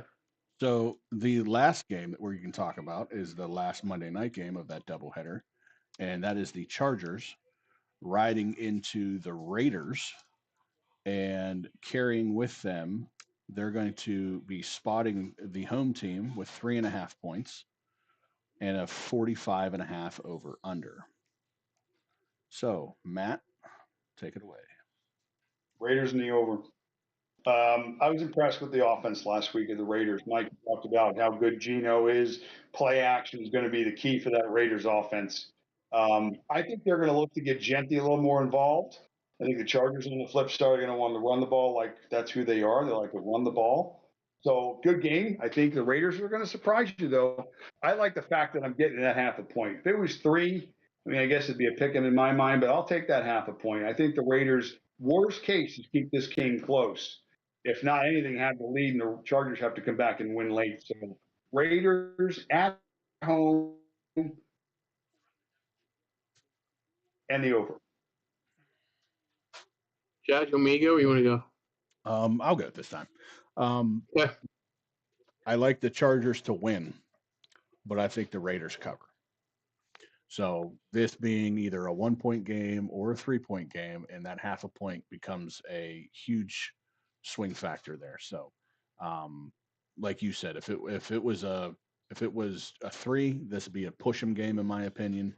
But I think the Chargers end up winning this game, but the Raiders end up covering. So I'm going to take the Raiders to cover. But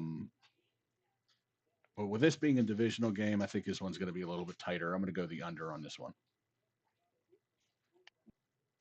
I make an observation. I don't mean that this is. I just picked up on this, and I don't know if this is something that's been happening for a while, or if this is something that Vegas just finally said, you know what, we're going to get really smart with this.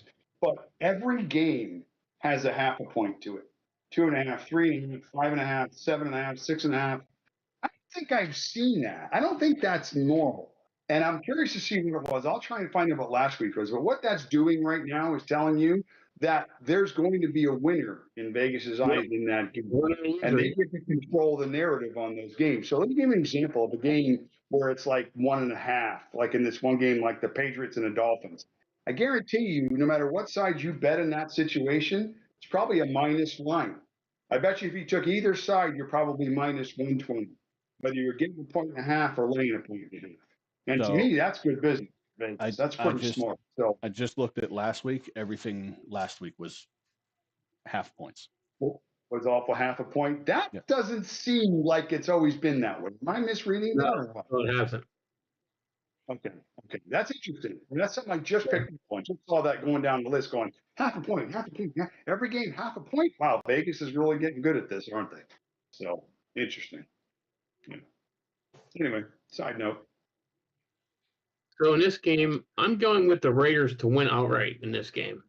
I think it's be a tight game, divisional game. I think the Raiders win this on a late field goal. I like the Raiders in the under in a low-scoring game. I always worry about teams coming back from overseas. I think the Chargers have a little hangover. I think even with Bowers, he hasn't practiced yet. So he's going to be a game-time decision. Even with that, Mayer had to help when he went out. I think he caught 6 balls or 5 balls after Brock had, 9 for a 101. So I like the way Geno spread the ball around. And I think Genty gets involved, too, a lot more. He's in that play action. So I like the Raiders to win this game. Give me the Raiders in the under. Okay. By the way, all the totals also have a hook. Every total. So I just looked up on FanDuel, and there's at least 2 games, the Steelers and this game, that don't have hooks on them. So again, ESPN is where I got these numbers from. So I'm assuming ESPN here too. Yeah, the same. Well, you guys have the app, don't you? You guys have the local. What do you guys use in Pittsburgh for your gambling? MGM or one of those, or what? I use FanDuel. Oh, you use FanDuel. Okay. I use DraftKings. So. Okay, use DraftKings. Okay. Yeah. I'm curious to see what Hard Rock has down here for those odds, but that's interesting. That's very interesting, I think. So here's another weird little tidbit of this week. Out of the 32 picks that we made, the 32 being the over-unders and the against the spreads, the ATS, out of the 32 picks that we have just made, we have combined on 10 of them. You mean clean sweep?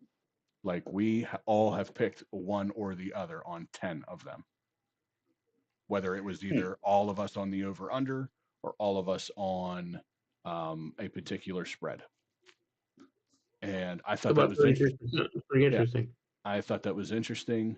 We kind of seem to be thinking all the same this week, with the exceptions of a few. But last week, I'm looking at before we did it 4 times last week. Well, okay. All right. Well, we'll I see. just- Well, maybe because yeah. we feel like we got a better understanding of what we saw. I it's less. just thought that was interesting. Also, since everybody seemed to have made a pick on their defensive touchdowns, I'll take the Patriots for defensive touchdown. Nice. All right. Well, before we get to the last our last one on our list here, what was our totals from last week? You said you got them. I got them. I'm glad you asked that. So, last week against the spread, Matt was the winner when he went 11-5 against the spread. That puts you at 69% last week. Whoa. Wow. Yeah. It's Mike? funny 'cause in the weekly pool I have here, the big money one with 120 something people.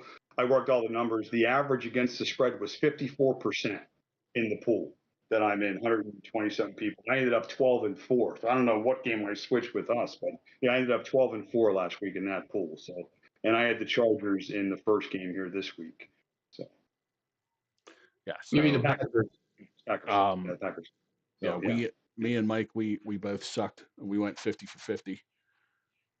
So we went 50% last week in our ATS. Our over unders. Mike, you're terrible at everything. But Whenever I pick over under, take the other way. yeah, Oh, it's a war. well, especially last week. Last week you were 6 of 10, so you had a 38% hit rate. I was consistent. I was 8 for 8, so I was still 50% on that one. Matt, you didn't do too bad. You were 9 and 7. You were 56%. Okay, that's pretty good. So after all of that is said and done, after the NFL Week 1, including college overall football standings in general, Matt, you are leading the way at 30 and 20. So that is 60%. 60%. You're at 60%. And Mike, boy, going for 6 for 10 really hurt you. And I think a couple college picks there, you went over on, I think one of them. I think, yeah, in college on week 0, you went over on your picks. Strong. So it kind of hurt you in a sense there. So you went 21 of 29, or 21 and 29, not of 29, but 21 and 29. So 42%. I went 23 and 27, 46%. And that was over 50 football picks between 3 weeks of college, I include week 0 in that. So 3 weeks of college and the first week of the NFL. So now, this week we have 8 picks in our college standings. And I have it just overall college standings. Matt, you're 10 and 8, so 37%. Mike, me, and you tied at 7 and 11 for 26%. You're over 7-11, under, baby. yeah. Your overall over under in college is vastly different than your NFL. Really? Yeah. So you do a little bit better in college than you do In college, man, I do. So I thought that was interesting. So big news to Pittsburgh real quick. The Penguins re-signed a potential Hall of Famer back. Actually, I was just getting ready to talk about that here at the last little part of the podcast, and we have some NHL news. So our NHL talk of the night is that Marc-Andre Fleury, who is retired, signs a pro tryout contract.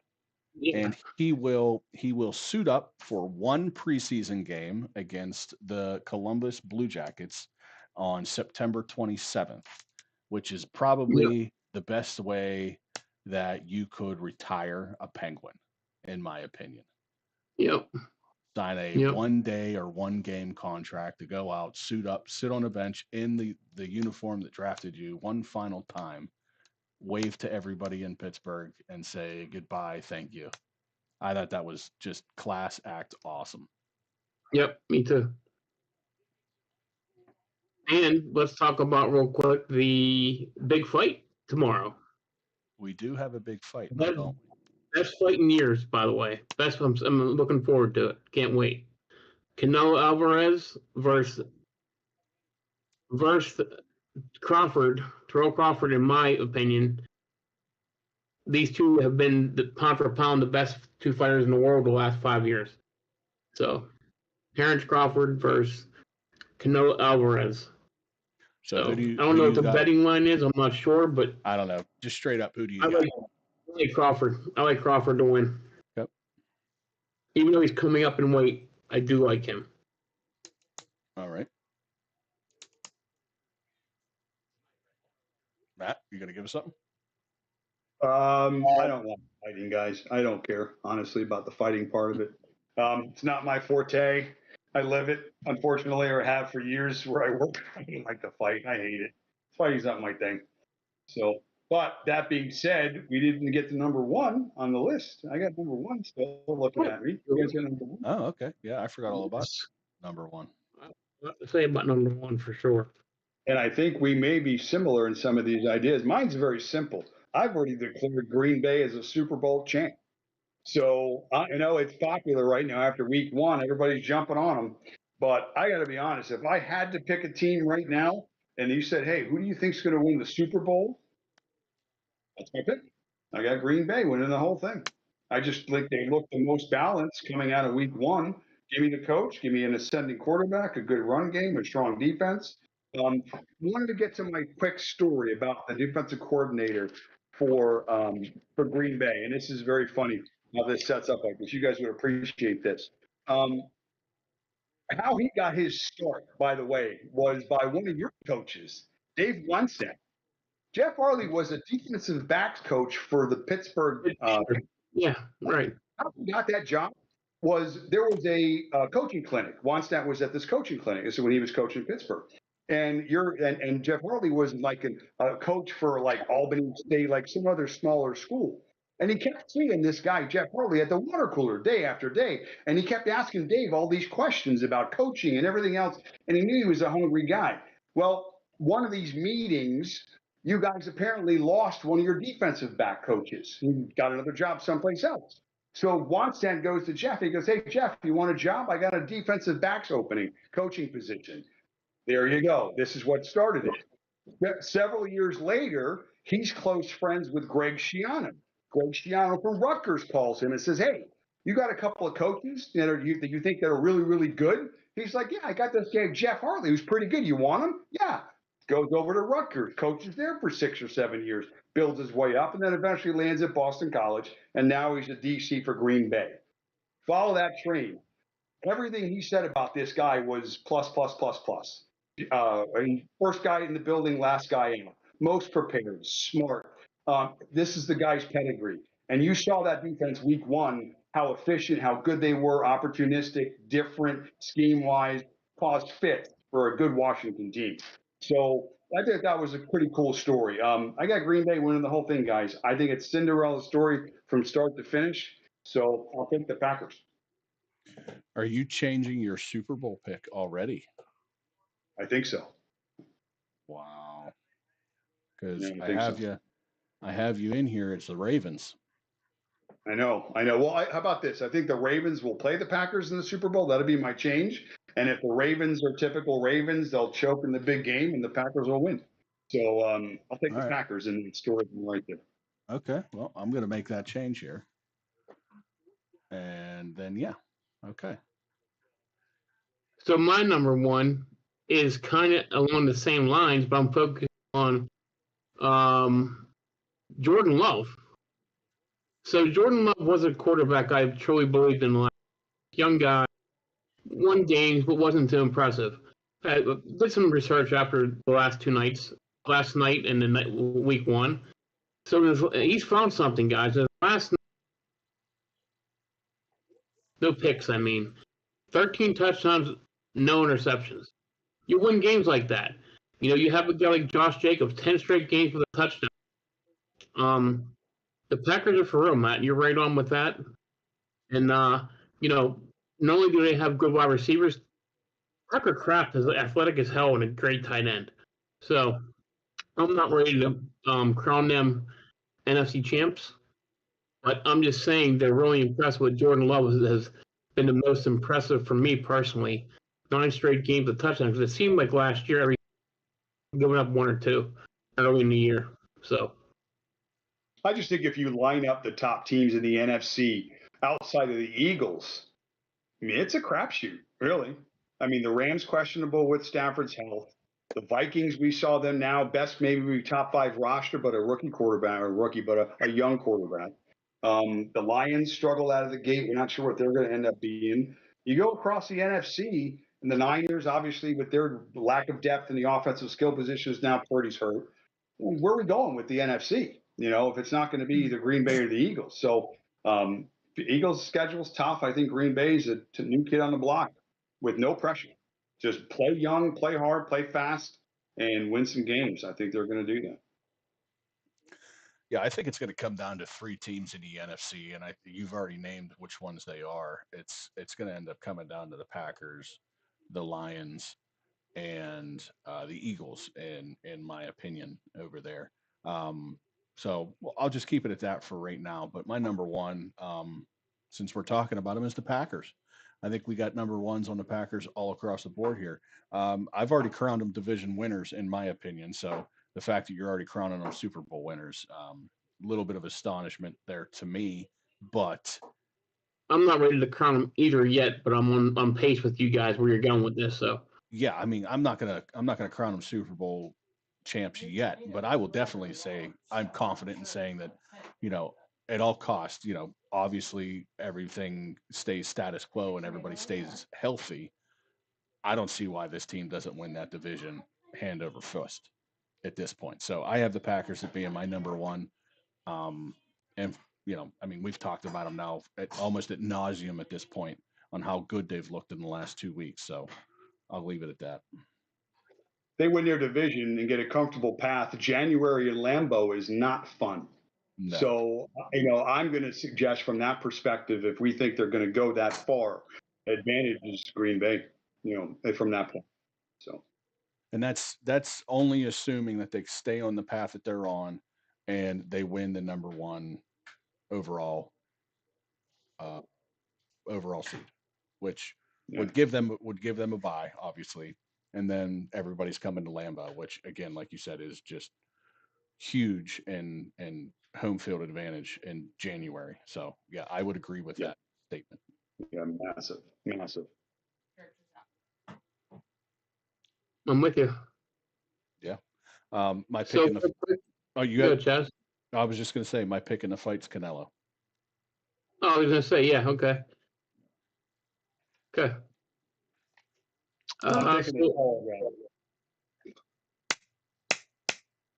So real quick, DK, Matt, real quick, your picks. Oh yeah. It's I don't know. I always feel good about my lineups, but I really like my lineups this week. Mike, I just put in my lineup against you in our little head-to-head matchup. I'm all over this Jets-Buffalo game this weekend. That's my fantasy nuggets. I'm going with Josh Allen again this week. He put up 41 fantasy points last week. Jets defense did not look good, and I think there's scoring in both sides. So I'm going with 2 players in the game, the best 2 players on the field for both sides. I'm taking Josh Allen for Buffalo, and I'm backing it up with Breece Hall with the Jets. I think the running lanes were massive for Derrick Henry last week, and I don't see how Buffalo's going to fix that in a week. So, give me those 2 pieces for sure. Mike, you mentioned Hubbard. I got a little booty. Hunter Henry. You like the Giants this week against Dallas. I think Tracy's a big part of that offense this week, and he's cheap. And he's got no competition in that backfield per se, at least not yet. I know Scadaboo's in the wings, but it's still Tracy's backfield. So from that perspective, I like some of those pieces in fantasy. And also, by the way, this is another thing about here's CeeDee Lamb's stats against the Giants. He has his highest percentage of catches per game against the Giants than any team in the league. He averages like 8.2 catches versus the Giants in his career. So guess what? Squeaky wheel, a couple of drops last week. CeeDee Lamb is my guy this week to have another huge game. Probably the same 8 for 120, but throw in a couple of touchdowns. So It's funny yeah, you say that. I have Dak as my quarterback. Cheap 5,900. I have that Dylan Sampson is a very cheap running back because I think there are a lot of touches being behind against Baltimore. 5,200 on DK. T. Higgins. I expect Cincinnati and Jacksonville to be a high scoring game. And I like Devontae Adams because I think Puka's going to be double covered. So, I do like Devontae Adams also. So, Chaz, by the way, heck of a game week 1 we had. Came down to Monday night, I think, right? Yep. And we talked Yeah. about that game too, because if I had started, I think, I can't even remember. Herbert. Yeah, if I had started Herbert, 30 points on your bench. Yeah, if I had started Herbert over, I think Yeah. Mahomes or something like that, I would have wiped the floor with your face. it's Yeah. funny you said that because in one of my leagues, I also sat Herbert and I had McCarthy going and was down 10 going into that game with McCarthy. And it was ugly in the first 3 quarters. I was not winning that football game. And then in the 4th quarter, we all saw what happened, and he turned it on. I ended up winning going away. But I also sat Herbert this weekend thinking about that defense on the other side. But big mistake. Yeah, I'm going with Herbert this weekend for sure. Yeah, I Well- think for me, like it's Chaz, the Cook kind of exceeded what I thought he would do with those Yeah. touchdown runs and catches. Well, I mean, when So- you're scoring 81 points between the 2 Right. teams, Yeah.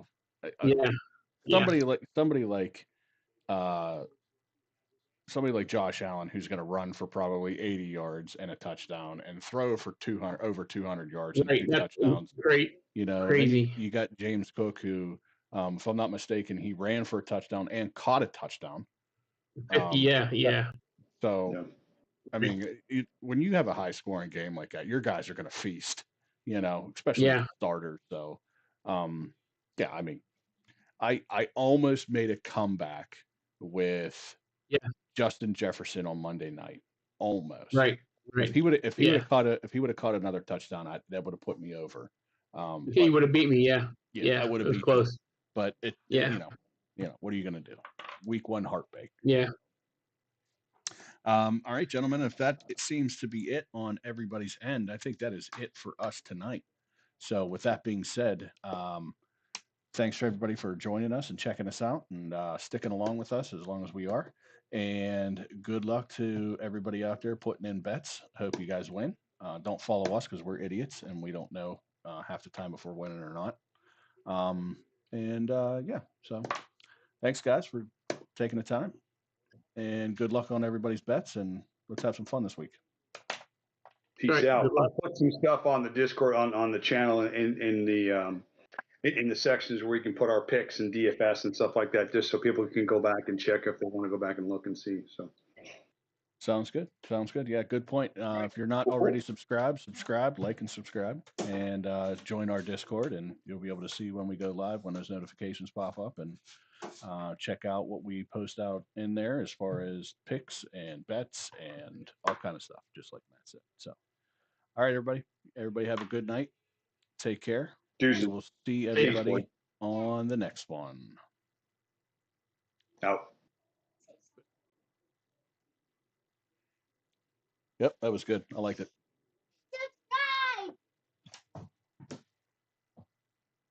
Whatever that was. Yeah, I did too. I liked it a lot. We always have a good time though.